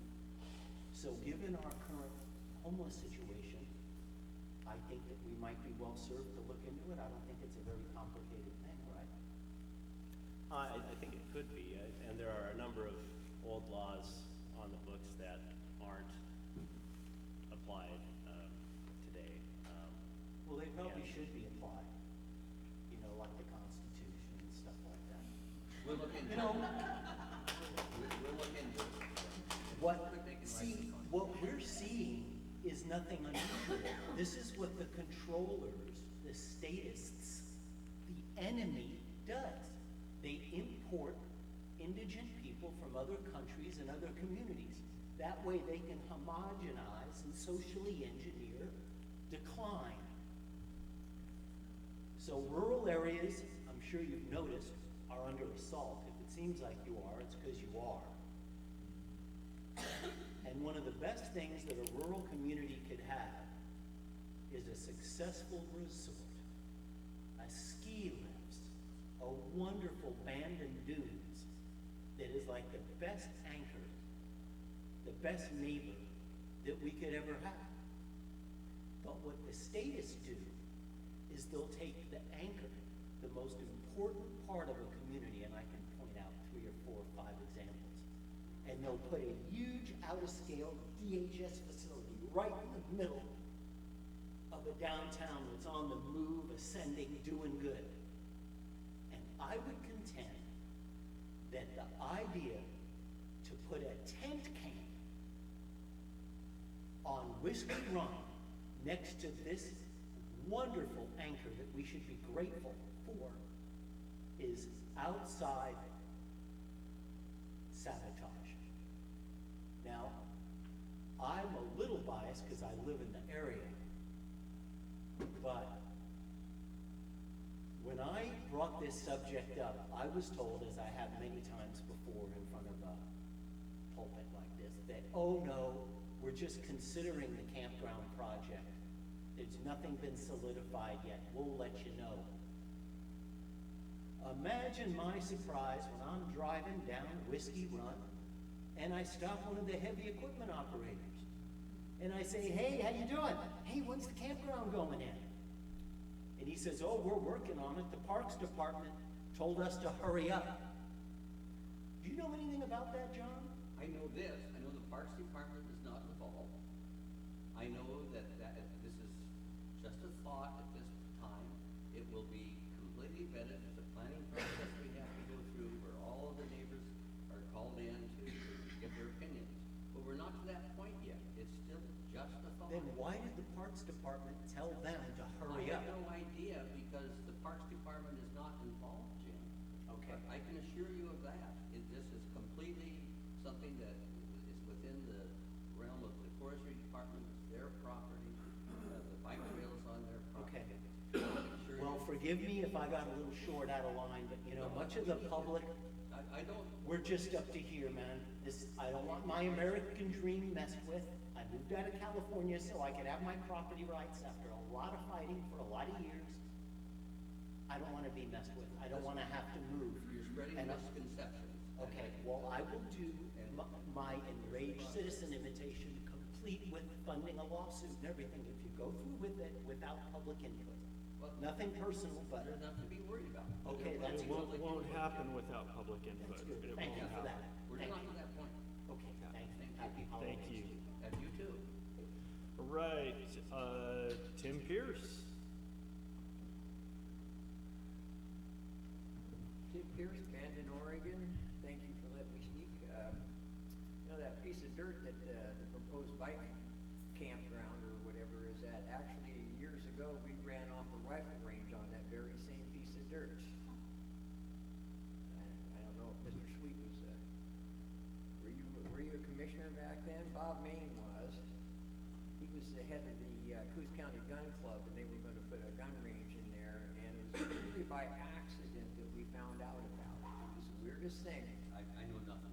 Well, a I know neighbor, that one of the ladies over on, I think it's called Hemlock Lane, somebody, anonymous person dropped a note off telling her that something was up about this, and she notified me and a couple other people, and the first time we ever got together was over that. Second time there was a herd of us got together to fight that thing off. But the thing was, it was rather interesting, is according to the law, that you guys only have to notify people within 300 feet of this thing. Now, maybe that's the minimum, but you know, as a good county commissioners and neighbors, it seems like a good idea would be to notify everybody in the immediate area that might be affected by this. And here's I can tell that's exactly what our planning department. He said, well, if that's the case, don't waste your time. I've talked to, I don't know how many neighbors, and every single one of them is against it. Every single person said they would not buy the land that they live on if that was across the road from them. Every single person said that if they were to build that across the road from them, that they would not like it. And that's when I hit them with the third thing. Well, if you're against it in those ways, how could you possibly be for them putting it across the road from one of our neighbors? Well, And this is kind of one of those things that, you know, I realize is allegedly not a done thing. I don't know whether it is or not. I can hear you. But I just feel like we're getting left out of the loop here, and there's some behind-the-scenes stuff going on that makes me real uncomfortable. Yeah. And just to turn the page a whole bunch here, you guys talking about confiscation of land back during the Great Depression because of lack of people, the ability to pay taxes on the property for whatever reason. Did you know that all the money left Coos County, and they actually had Myrtlewood money during the Depression because there was no money here? All these foreign-owned and out-of-state-owned companies, when there was an economic downturn, hauled all the money out, and they left us high and dry. And they actually made money out of Myrtlewood that was actually accepted by all the merchants. You know, this thing of letting other foreign and out-of-state entities come in, like Walmart, places like that come in, they leech all the profits out of the community and take them away to corporate headquarters. And it's just constant money leaving the county. You know, companies that are locally owned, they keep the money in the county as much as possible. Obviously, they have to buy things outside the county to do whatever it is they do, but they keep the profits stay in the county. So this idea of allowing big outside corporations into the county is not a very positive thing in the name of jobs, because they end up hauling all the money away. Anyway. But talk about the Constitution gets in the way regarding things like that. Well, I realize that, but you know, we don't have to bend over backwards for them though either. I mean, I hear, you know, I mean, they give them property tax relief and all kinds of stuff. They just really give the farm away, trying to get these people in here. And, you know, I had a small business. They didn't give any farm away for me. In fact, I had to, you know, struggle for everything I got going in my small business. You know, if I'd have been a big corporation, they'd have made tax incentives for me and everything else. But just because I'm a little dime store operation, they didn't do any of that. And then the equal is kind of equal, I always thought. Just because you were bigger than me doesn't make you any more equal. Anyway, just a little thought about bringing out the stuff out of here. Okay, very good. Thank you, Tim. I've got we're not through the list yet. You're not on it, but you can speak, of course, anyway. But Senator Smith has asked for a couple of minutes before he has to run. Apparently, we're not going to get him serving us cake today, so. Unfortunately not, Commissioner, but Yeah. but Teresa is going to man the cake over there, and Commissioner That's better, Sweet, yeah. right? Commissioner Sweet, I want to thank you for that. I also want to thank you for all your work on the County Forest Trust Lands Task Force and assuming the position of chairing that task force. It's critically important work. As you know, we won the court battle but lost the appeal, right? And we figured that would occur. I can tell you Representative Javity from the North Coast and Senator Weber, two of my Coastal Caucus colleagues, are doing fantastic work at the HCP. The Board of Forestry is going to be meeting on the 3rd and 4th, and I plan on being there to be testifying against what they're doing. It's going to be a travesty to frankly, those communities. As you know, and you've heard me say it before, we need to be able to have access to the natural resources that built our communities and are meant to sustain them. It's one of the reasons why the gentleman was speaking about public safety and why we're having the problems, as you know, with the lack of resources. I was part of. The only thing I don't think we're going to win the battle at the level of the Board of Forestry. I think it's going to take realization, state leadership above that level of the real cost of this statement. Agreed. We're talking about hundreds of millions of dollars per biennium lost revenue. And they have an alternative that will work, and it meets their goals, and they're refusing to move on that alternative. It is likened to, and I know Commissioner Taylor and I discussed this, and Commissioner Taylor, I want to thank you for going to the Association of Valencia Counties meeting. It was good to see you there. I happened to have the opportunity to be there with you on Friday, and Commissioner Maine, and it was good to have Barry Bushu talk from the BLM as the state director of the BLM. You know, when back when I was a commissioner, just real quick, gentlemen, I was part of what's called the American Lands Council and helped with that effort. And really, what it did was, if you look at the idea that Oregon is roughly 57% owned by the federal government, if you will, and so you have a situation where Congress is made of congressmen and women that are elected by population. You have 2 U.S. senators for each state, but Congress is made up by population. And west of Colorado, the majority of the states are owned by, majority of the land within the states are owned by the federal government. And an example for Curry County, you have 1,648 square miles, which is 67% owned by the feds, 22% private forest land that you can't build on, 7% private farm you can't build on, even though I draft bills that will allow you to. And then 1% state that only leaves you 4% of economically developable land. And so and then you put a highway through it, you can't build on the beach.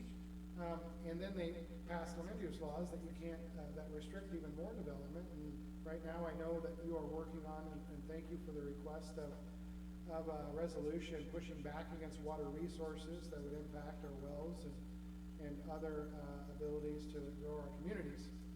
I digress. The federal government is keeping us from being able to grow our populations artificially, purposefully, by not allowing us access. Because if you look at Connecticut, if you look at the eastern states, they're less than 1% federally.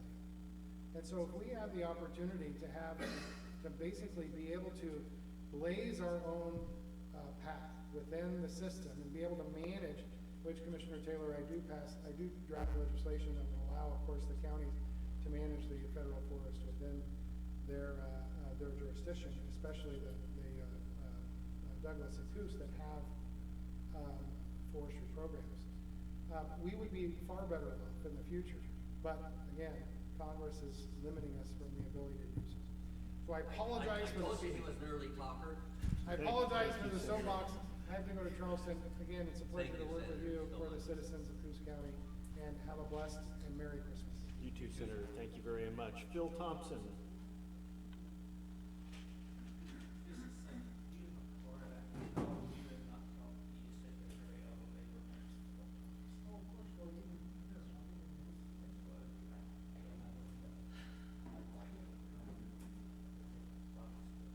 That's all right. You know, Rod, on that subject, it says in the Constitution, the government's not supposed to be the landlord. It's for their facilities and the post office. Yep, that's the And all this bingo. stinky stuff with our land going to trusts and Norfolk was on conservancies, trusts and conservancies, it's all stinky. It's all war instruments of UN Agenda 21 Sustainable Development. And we're done with it. Agenda 30, Yeah. same thing. Thank you for that.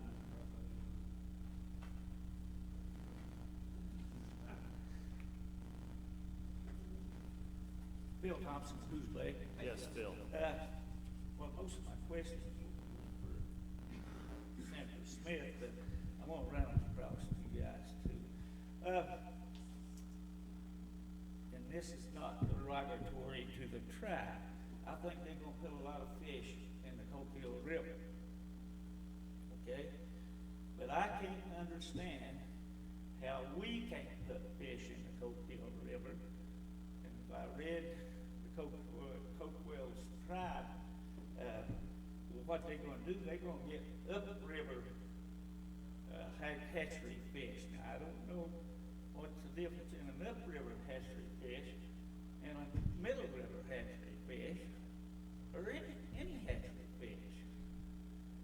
So, you know, it's a sad deal when we gotta have another sovereign nation have to plant the fish in our rivers. And I'm not talking about, I think the tribe's going to do a great job. Yeah. But then we left the Coos and the Millicoma River up here. If I understood, he said the Coquille River south. Up to 5 years ago, if Mr. Lane was here, he could tell you, I'm telling you the truth, the Coos River, both rivers, both forks, you could go up there and get some limited fish anytime when they were running. Well, the fishing game says we ain't gonna have no more hatchery fish up that river. You know, they're gonna go wild fish or whatever you wanna call them. And so I can show you by tags. The last 3 years, there's hardly been any fish above the forks that wasn't going to the Daniels Creek hatchery. And I brought it up at one of their meetings at the North End here about 3 years ago. They're eliminating any Chinook. I think it's going up at the South Fork of the Coos River because they let the guides or anybody else go up the heavy tide water. Fish can't go on up the river. They're catching them old black hens. You know, they get the eggs out of them, use the heads for crabbing or whatever. So, what's the use of even doing anything? The fishing game is the problem of the whole state of Oregon. This wild fish problem, maybe if you're 10 or 15 years old, another 50 years down the road, there might be a few wild fish up there. But they're not going to be in my lifetime. And that really burns me. I bought a license since 1962. hunting and fishing rights. I'm not gonna get nothing. And I think, rather than talking about putting the fish in the river, let's put the fishing game out of business. Let's just, there's a problem. Thank you very much. Thank you, Phil. Thank you for those comments. And I totally agree with you, Phil, that ODF&W has been the problem, a significant part of the problem. And it's a function of logic to understand that fish born out of hatch boxes in various places in the river are introduced into the water column early in life, and they experience the same attrition of the dumb ones that wild fish do. And there's no genetic difference between those fish and wild fish. Exactly. Well said. Thank you so much. Matt Wilbanks. Stan, you're going to be next. Good morning, Commissioners. Matt Wilbanks, Coos Bay. Morning, Matt. So it's too bad that David already walked out of the room because now I don't get to talk trash to his face, but that's all right. Well, the meeting is recorded, Yeah, so we'll he'll see reference it, so, that for his benefit. It's funny that, John made the comment several times about him being an early talker, and I'll probably take that a little bit further and just say that he never shuts the hell up, especially when he's being asked hard questions from his constituents. He likes to interrupt them a lot and not answer questions. Rob just showed me something from something unrelated that apparently David wrote, and it's just political gibberish. I can't stand even listening to the man talk, honestly. It's just a constant sewer of nonsense coming out of his mouth, but maybe that's how politicians talk, I don't know. I'm gonna break this down as simply as possible. The issue that's arose, and some people in this room may not know what's going on between David Brocksmith and Rob Taylor, the Rob Taylor report. The issue is very, very simple. This is a local independent reporter, a member of the Fifth Estate, who holds people on both sides of the aisle accountable, who has been a friend to David and other people previously, who has had him on his show. He asked some hard questions. That is literally all this was. It was some hard questions that were asked. Any honest representative of the people should be able to answer those hard questions without getting your panties in a wad. Okay? Simple as that. David couldn't do it because he's a blowhard.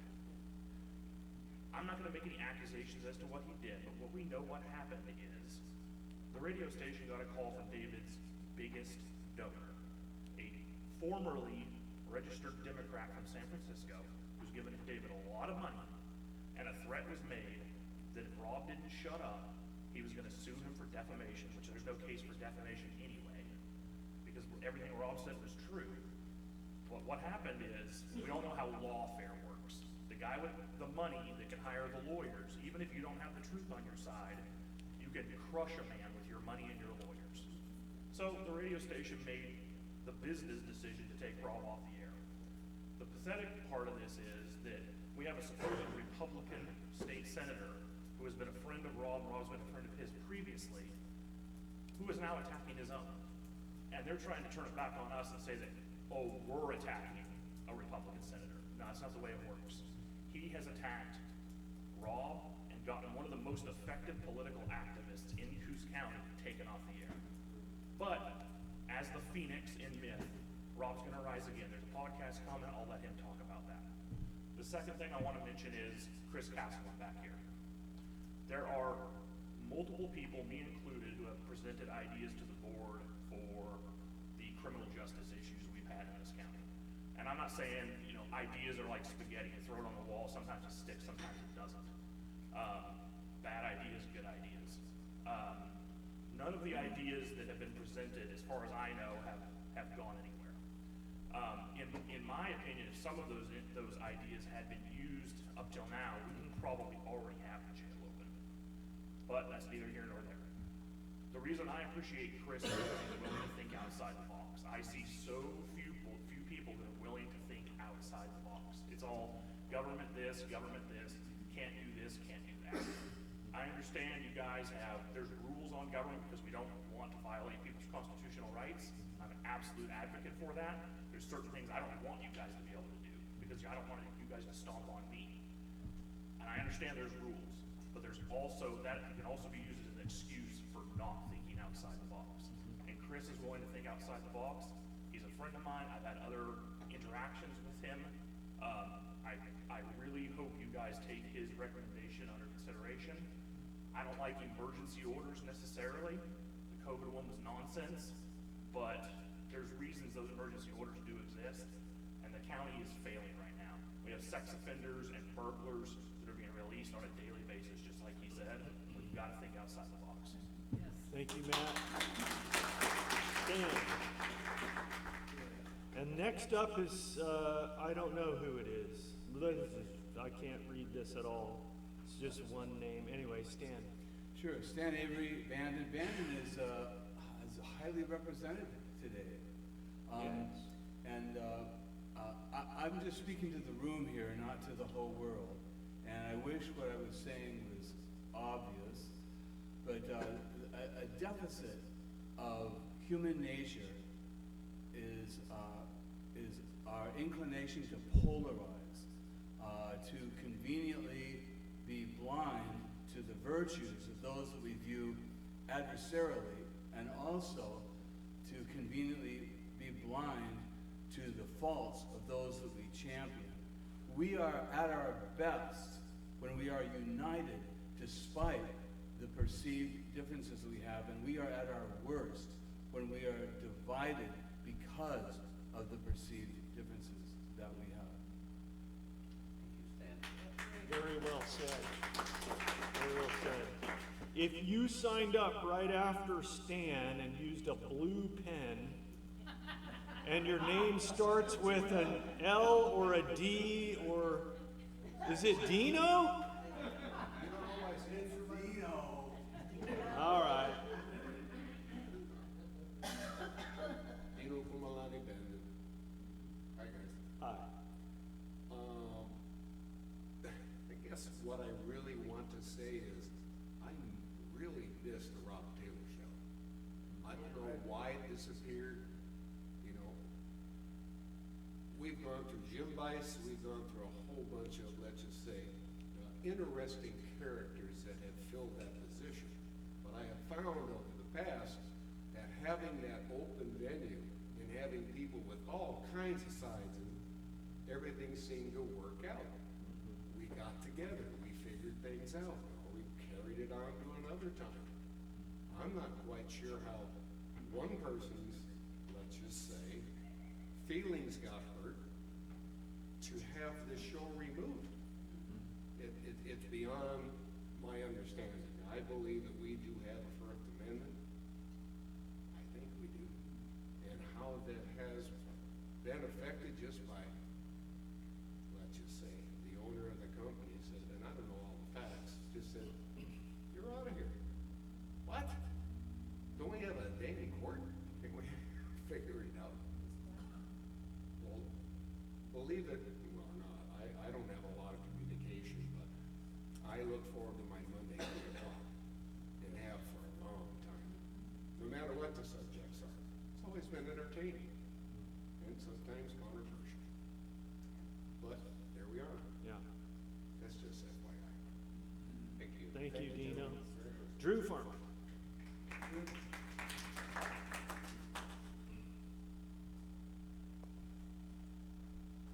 Drew Farmer, Coos Bay City Councilor. And disclosure up front, the conversation between Chris and I, Chris had a good idea. We're both running for the same seat on the commission, but that doesn't stop good ideas from circulating. So his idea around volunteers within the jail, and we have the understanding that that can present insurance problems. As it happens, I sit on the Board of Trustees for your insurance. 7 years as a city councilor has given me the opportunity to develop connections to where good ideas, I can move them forward and actualize them. So I had the opportunity to speak with the individual at City County Insurance who oversees the jail aspects, the liability aspects. Obviously, if you take just a volunteer, uncertified, try and put him in the jail, you're going to hit liability issues. Jails are the largest cause of giant lawsuits for City County Insurance. That's why your rates go up. However, if they're certified, and there's a mechanism by which you can certify them without sending them to the academy, you can get certifications through a reserve officer program like Coos County or Coos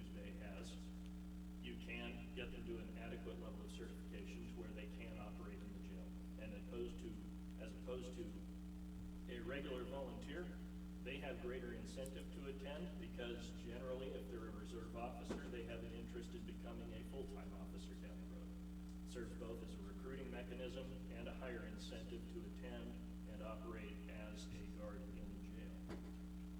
Creates challenges, of course, and it's dependent upon the appetite of the commissioners and best judgment of the sheriff to determine how to implement that.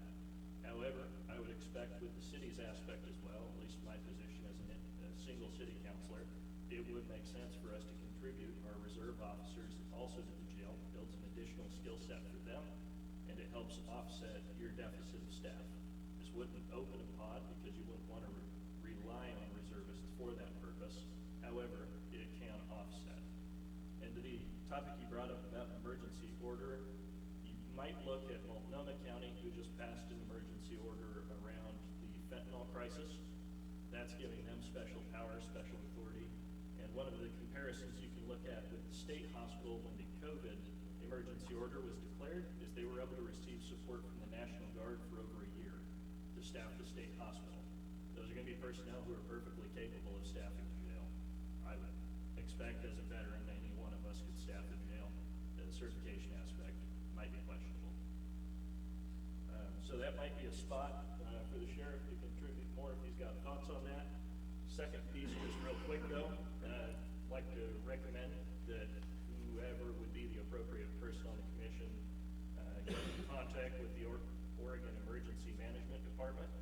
I've been harping on the state legislator and state government about the Executive Order 2302 that was passed at the start of the current governor's term that excluded all rural areas from the emergency order around homelessness, which included a component I had recommended to them that they identify their own surplus land to distribute for development to local areas, housing primarily. They excluded us from it, but in collaboration with Senator David Brock Smith and House Representative Boomer Wright, we were able to push the Oregon Emergency Management Department upon the governor's office so that they rendered an exception to their executive order. So now the other 80% of the state will be studied to receive surplus land for development. So it'd be a good time to talk to OEM. Thank you. Very good. Thank you, Drew.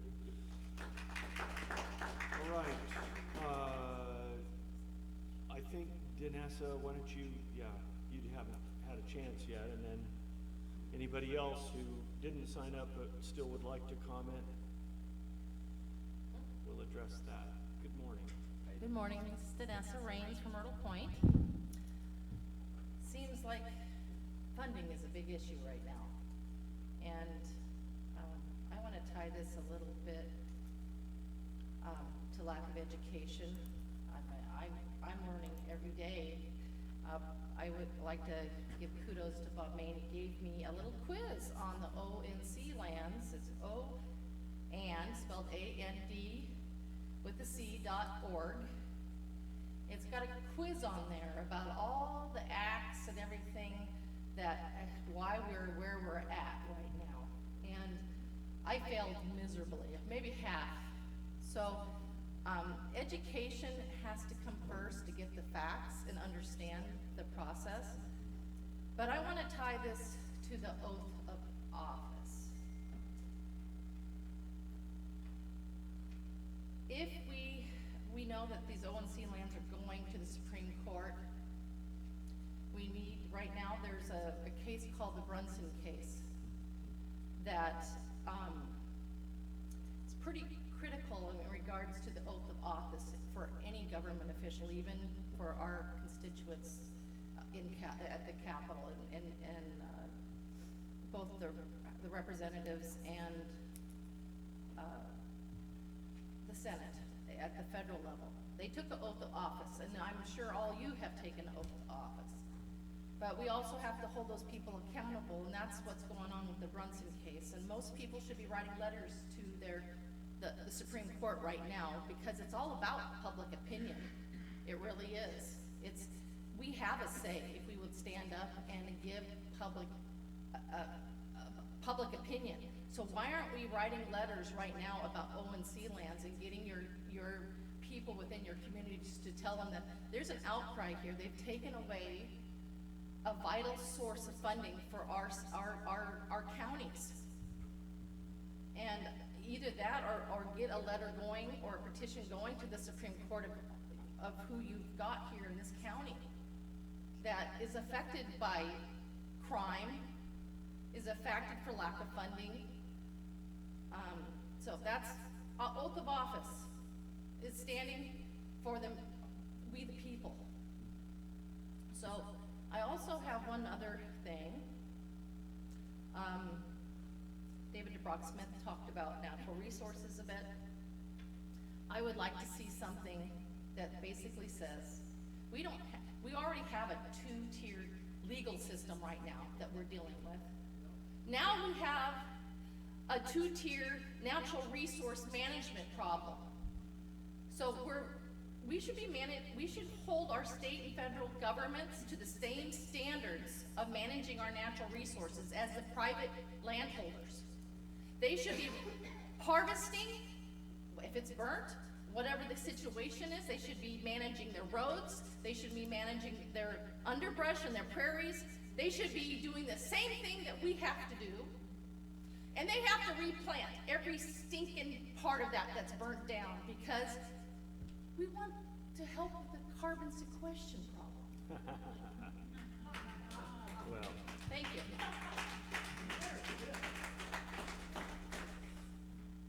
Carbon sequestration, in my opinion, is a cult term used by the carbon cult. Anyway, Rob.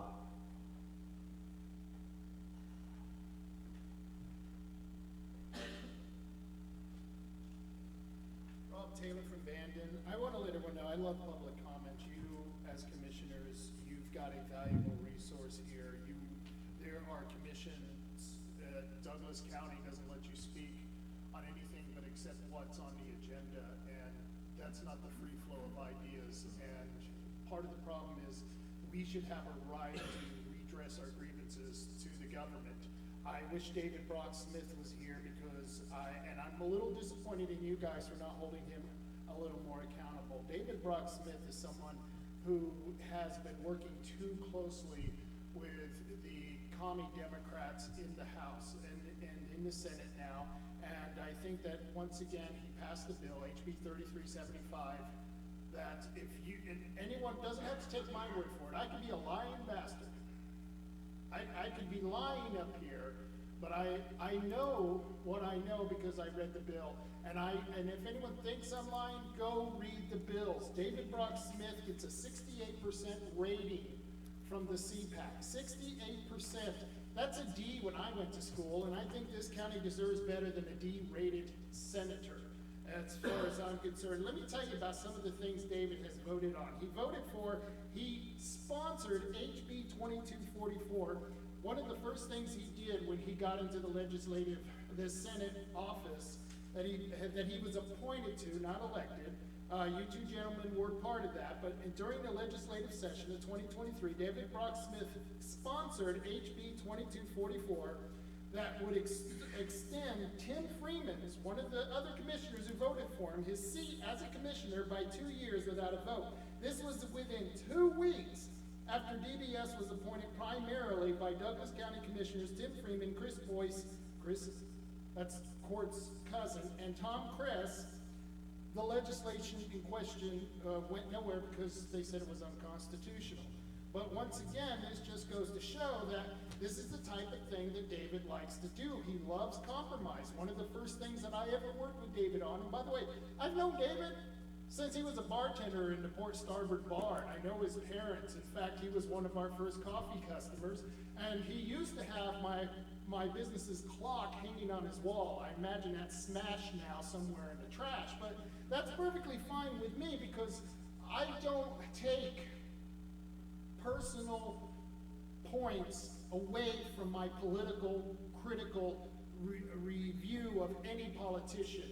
And you know, Phil here would be happy to know that I don't go just after the commie Democrats, I go after the turncoat Republicans as well. And one of the other legislations he passed that I think was very, very important to us here in rural Oregon is he passed SB 762, he voted for this. This is what Oregon Senator Dennis Lithicum said. He said that the recent legislation is a socialist agenda that would result in you will own nothing and be happy. This bill was touted as a way to prevent disastrous fires like the Paradise, California fire in 2018 by regulating power companies. However, this bill requires ODF and W, you guys know the ODF and W we just talked about, to develop a statewide map classifying property in the wildland-urban interface. You love that term? Get used to that term, the wildland-urban interface with wildfire risk levels. These risk classifications will be used to restrict land use and designated building codes, zoning, and defensible space codes for existing properties. David Brock Smith supported that. Between that and that windmill bill that guarantees that they are going to have 3 gigawatts of energy coming off of the shores of our coast here with the windmill turbines, he is destroying rural Oregon. We voted and he sponsored the bill that turned the Elliott Forest into a research forest. As far as I'm concerned, that turned that forest that's here in Coos County and Douglas County, he turned that over to the Democrats that he's very friendly with these Democrats. And I would recommend that you all, and I gave you guys a packet, look on page 24, 25 when you get a chance on your own. You don't have to do that now. But I want you to look at some of the voting that he voted for. He voted for HB 2001. That's the one that expands the homeless industrial complex for the governor. He voted for HB 5019, which gave $220 million to Tina Kotek to once again fund the homeless industrial complex that they just created. He voted for SB 4, which is a semiconductor grant and loan program. You know what the term for that is? Corporate welfare. I don't know how many of you guys own businesses, but I don't get too much corporate welfare. He voted for SB 270, which allows inmate enrollment into community colleges. We already have problems getting our kids into community colleges because there's not enough space available, but we're going to pay for criminals to go do this.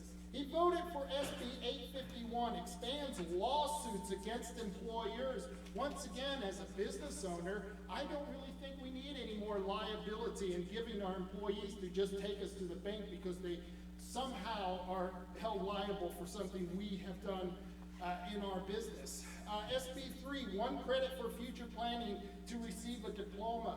They're not even requiring kids to be able to read, write, or do arithmetic at any standard, but yet he voted to spend more money, which was a benefit to the teachers union, to do future planning. Isn't that nice? I don't know if you guys know what future planning is, but that's all about central planning. Central planning is nothing but collectivism. I, for one, am against collectivism. I think we should teach these kids to be individuals and think for themselves. But here's the worst part of this.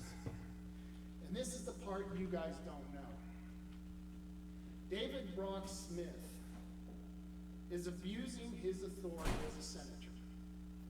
After that perfect interview that I allowed him to be a part of on November 20th, that perfect interview, on November 21st, I get a phone call from a mutual acquaintance of me and David Brock Smith. And this is what this mutual acquaintance said. She was almost in tears. She was upset. She was extremely upset. She was frightened. You could hear her shaking over the phone. And she calls me up. She goes, David just called me. He says he's going to seek retribution against me and Diane. Diane was on that perfect interview as well. And me and Diane were threatened by David Brock Smith that he was going to seek retribution against us. 10 days later, I lost my radio show after David Brock Smith had contacted the radio show. So I don't know, you can surmise what you want from that. But here's the worst part. This mutual acquaintance of ours, who had nothing to do with this interview, absolutely nothing, she was threatened by David Brock Smith because he told her he was going to ruin her political career. And these threats have continued against her and her family. And it's absolutely disgusting that a sitting senator would use his authority and his position to not only intimidate people who are, used to being intimidated, like me and Diane. I get criticism all the time. But he intimidated someone who wasn't even involved. I think this should be a crime as far as I'm concerned. And this is what's even worse, is either on the behalf of David Brock Smith or at the behest of David Brock Smith, Rod Schilling from the Coos County Republican Party sends an email to this same person telling them that they were going to go to my sponsors and Diane Rich's sponsors for her newsletter, and they were going to convince the sponsors it wasn't in their best interest to sponsor my radio show and to sponsor her newspaper. This is a chair of the Republican Party, which, by the way, they wonder why I'm not a member of the Republican Party anymore. Guess why? So, it doesn't end there. Me and Diane Rich were asked to go to Douglas County to give a presentation on that packet that I gave you, telling them about all the problems that I have with David Brock Smith. And the chair of the Douglas County told these precinct committee members, these are precinct committee members, these are people who are on the central committee of the Douglas County Republicans. He told them if they come to see a person like me who's not a registered Republican, they will suffer consequences and will lose their position in the Republican Party. This is the Republican Party shutting down opposition to and criticism from, like Matt said, someone who's an independent reporter who tries to hold everyone accountable. And like I said, I'm not asking anyone to draw conclusions or the conclusions that I have come to. I'm not asking anyone to believe that there's corruption, because I'm not even saying there's corruption. I'm just saying that there's a lot of anomalies and misuse of authority that we need to look into this. And I think that you guys need to, before you get too friendly with David Brock Smith, I think you need to understand where his allegiance lies, and that's with the establishment of both political parties. And as I said at the beginning, the first compromise that I had with David Brock Smith was when we passed that Second Amendment Preservation Ordinance. He took me outside. We were at a commissioner's meeting. And I had a chance of putting that on an initiative ballot, on the ballot as an initiative. I had that chance in full, the way it was written. And David came out and he says, Rob, I can pass this by the board, but we're going to have to compromise. I never should have compromised. I feel bad about it now, and I felt bad about it the day he asked me to do this. He says, Rob, we can pass this bill, the Second Amendment Preservation Ordinance, but we're going to have to take out the penalty clause of that bill. And that's the reason that we passed the ordinance, is because we needed a penalty clause to make sure that the local government did not enforce any state or federal firearm regulations. It was the most important part of the bill. And reluctantly, and I should never, never, never have done this, I agreed with David for that compromise, and we got it passed before the board. Here's the clincher. David goes around telling everybody how the Second Amendment Preservation Ordinance in Curry County is the most strictest ordinance in the entire state, when in fact it's not. It's the most lenient ordinance. In fact, it's nothing more than a resolution without the penalty clause. And that's how I knew at the very beginning that me putting signs in my yard, me writing articles about David, me promoting him on the radio show, the very radio show he had kicked off the air, I knew that that was wrong. It was starting to happen with Court Voice as well. They're members of families who've been in business and politics for a long time. Anyone who knows Court Voice's father and his relatives, anyone who knows Smith's relatives as well, he's in politics, and it's very well influencing the local areas. It's the Good Old Boys Network. There's no other word for it. It's the Good Old Boys Club. And you have to be leery of becoming too comfortable with these people, because their best interest is their interest, not our interest. And I'll tell you right now, I would have questioned him much harder than you guys questioned him, because I don't think he has our best interest at heart. And thank you for your time. Thank you, Rob.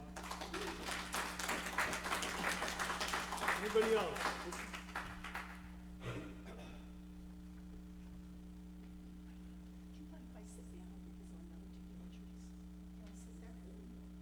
Oh, no, I was calling Richard. Yeah. I didn't see your hand, so. I'm Richard Koznitsky from Coos County. And it's my understanding that the county commissioner meetings are basically to conduct the business required to keep Coos County running.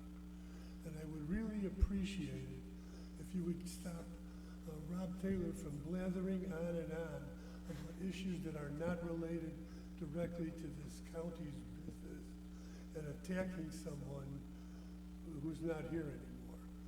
And I mean, I'm not saying he's got to stick to his 3 minutes, because I think that would be impossible, as it would for me. But he just blathered on, and we do not need that at this meeting. It's not what we're here for. So I'd appreciate it if you for that guys input. exercise some restraint on it. Thank you. Thank you, Richard. In my view, citizen comments are free form. Simple, real simple. Donis?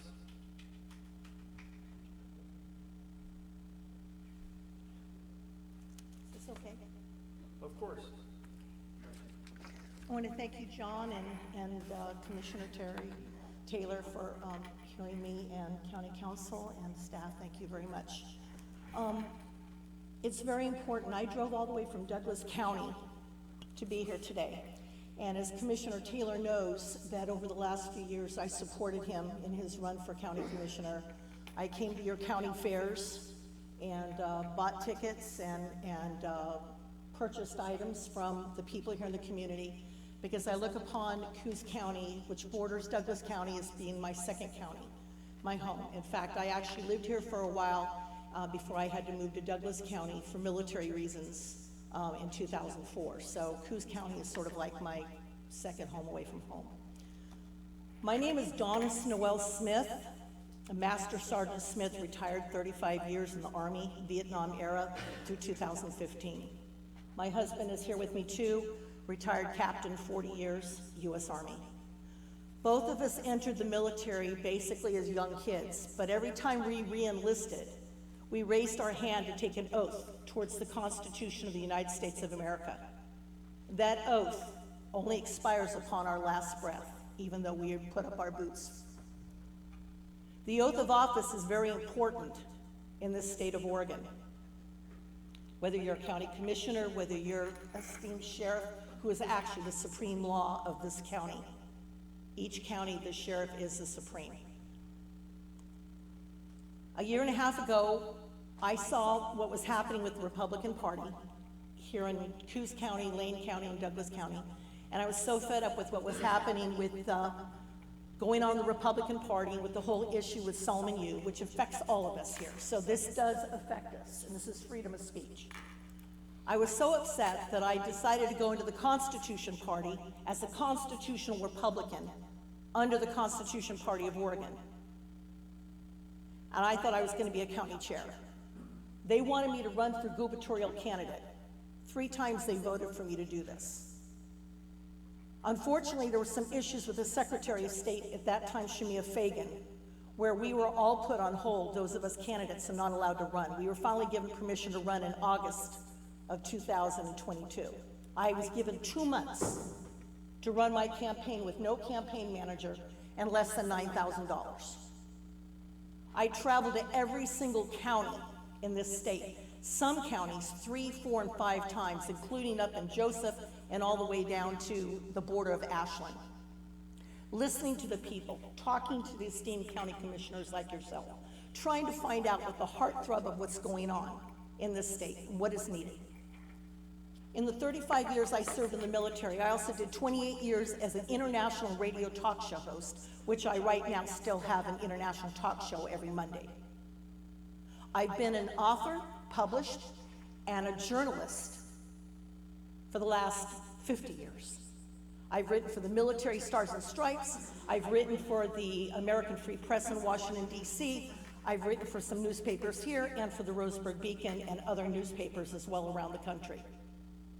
It is so important that we hold our officials accountable. And one of the things I learned as a gubernatorial candidate a year and a half ago was that the three women that I was running against were going to suppress me being able to debate with them, suppress me being able to let you all know that I was out here.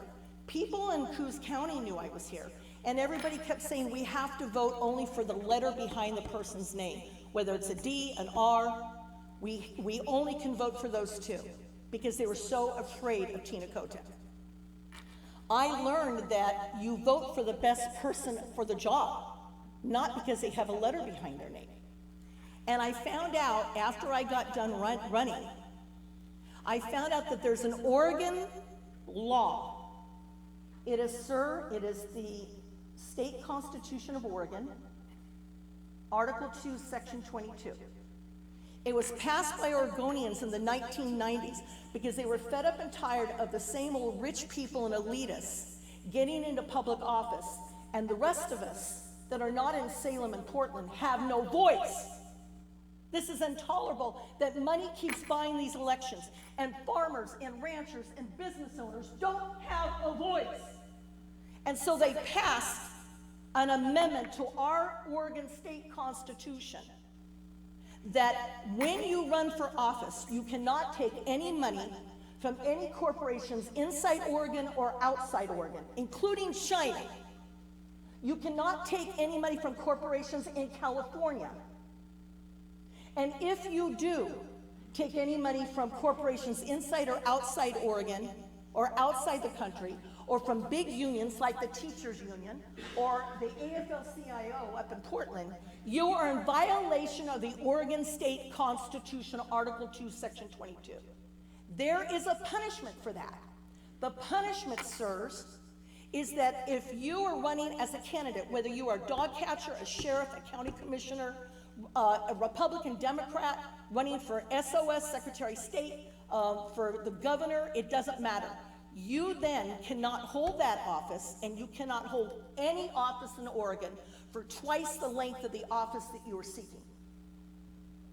I did not know this at the time, but I looked at the fact that the Oregonian would not let me debate with those three women because I didn't have $1 million in my pack. They said, you don't have a right to have a voice because you don't have $1 million being given to you by big corporations, the Oregon Teachers Union and the AFL-CIO. So they tried to suppress me. It didn't work. I had at least under $9,000. I went up to Salem. I got to a radio station. They put my ads up on the commute traffic in Salem and Portland. I was on 6 TV channels and Cablevision in Salem. I was interviewed from John Day, Grant County in the newspaper all the way down, speaking up of what was going on. What I found out was Tina Kotek took money from Lamodia. She took money from FDX. And she and Senator Wyden refused to give that money back. Tina Kotek, Christine Drazen, who I consider a rhino, and Betsy Johnson took $45,000 plus from Pfizer. Why from Pfizer? They were gambling who was going to win. And then we're going to force these jabs that killed my father and my mother-in-law 8 days apart. 3 of my cousins and 9 of my neighbors all died within hours and days of taking these shots. Why was Pfizer in on this? Why did Phil Knight of Eugene give over $1 million to Tina Kotek, Betsy Johnson, and Christine trying to balance who he thinks is going to win? He's a big corporation. Pfizer is a big corporation. That's in violation of the Oregon State Constitution. In the 1990s, when the Oregonians passed this, it was challenged. So what did they do? They sent it to the Oregon Supreme Court, where all those judges are bought and paid for by mostly Democrats and the majority party. And they said it's freedom of speech. No, it's the Oregon State Constitution. It was passed by the people. They sent it down to the Ninth Circuit in San Francisco. Federal has no right to decide the sovereignty of Oregon or the sovereignty of our Constitution. Okay? So the Ninth Circuit knows, hey, can't do this. They sent it back. It was upheld in 2020, which means when we did our recalls on Kate Brown, we shouldn't have even had to do the recalls. She should have been kicked out of office right then. Now, that comes to why I'm here today. I followed the Oregon State Constitution, as did Mr. Noble, who was also running. I got more votes than he did. He was with the Libertarian Party, okay? If you look at the Oregon Constitution right now, and we have a couple court cases going on right now are gonna be challenging this. So you won't be hearing the end of me, okay? But if you look at what's going on right now, Tina Kotek is in that office illegally. And David Brock Smith, and I don't care if you're Republican, and oh, by the way, I left the Constitution Party, I'm back in the Republican Party. But if you look at David Brock Smith and his relationship with China and his relationship with Mr. Tuttle, I made a phone call to San Francisco yesterday because a friend of mine in California knew that I need to talk, and I spoke to a lady in the elections office. Mr. Tuttle still has his primary residence in San Francisco. The address is confidential. He voted March 3rd of 2020 in San Francisco. He came up here in 2017, 2018, bought some property on Gold Beach, Oregon, and registered as an independent. The Independent Party here in Oregon was founded by the Democrat Party, by the way. The Democrat Party and the Independent Party worked together hand in hand in California. So he voted March 3rd of 2020, lives in San Francisco, has a residence, just like Senator Wyden's doing in New York, has a residence in Gold Beach, so he could register as an independent here in Oregon. So he can think legally, he can give money to David Brock Smith. Okay, I'm looking at this right now, and David Brock Smith is in violation of Article 2, Section 22 of the Oregon State Constitution that was upheld in 2020. Well, I've written down Article 2, Section 22, and certainly we'll go and read that in review of your comments. So I thank you very much. Unfortunately, there's so many politicians, and we have statesmen and stateswomen, and then we have politicians, and there's a big difference. So unfortunately, there's so many people that are violating this right now. I would just like to say to you in the future, and anybody listening to this, if any of you run for public office in the future, because we're going to be making some major changes here in Oregon, if any of you run for public office in the future, please do not violate Article 2, Section 22 of the Oregon State Constitution. We took an oath to uphold our U.S. Constitution and uphold our state constitution. And we need to do that, and we need to hold these people feet to the fire and make them accountable. Thank you. Thank you, Donna. Okay. Anybody else needing to make a public comment? Don't see any hands. Thank you all for being here. Merry Christmas. We're adjourned. Bye, everyone.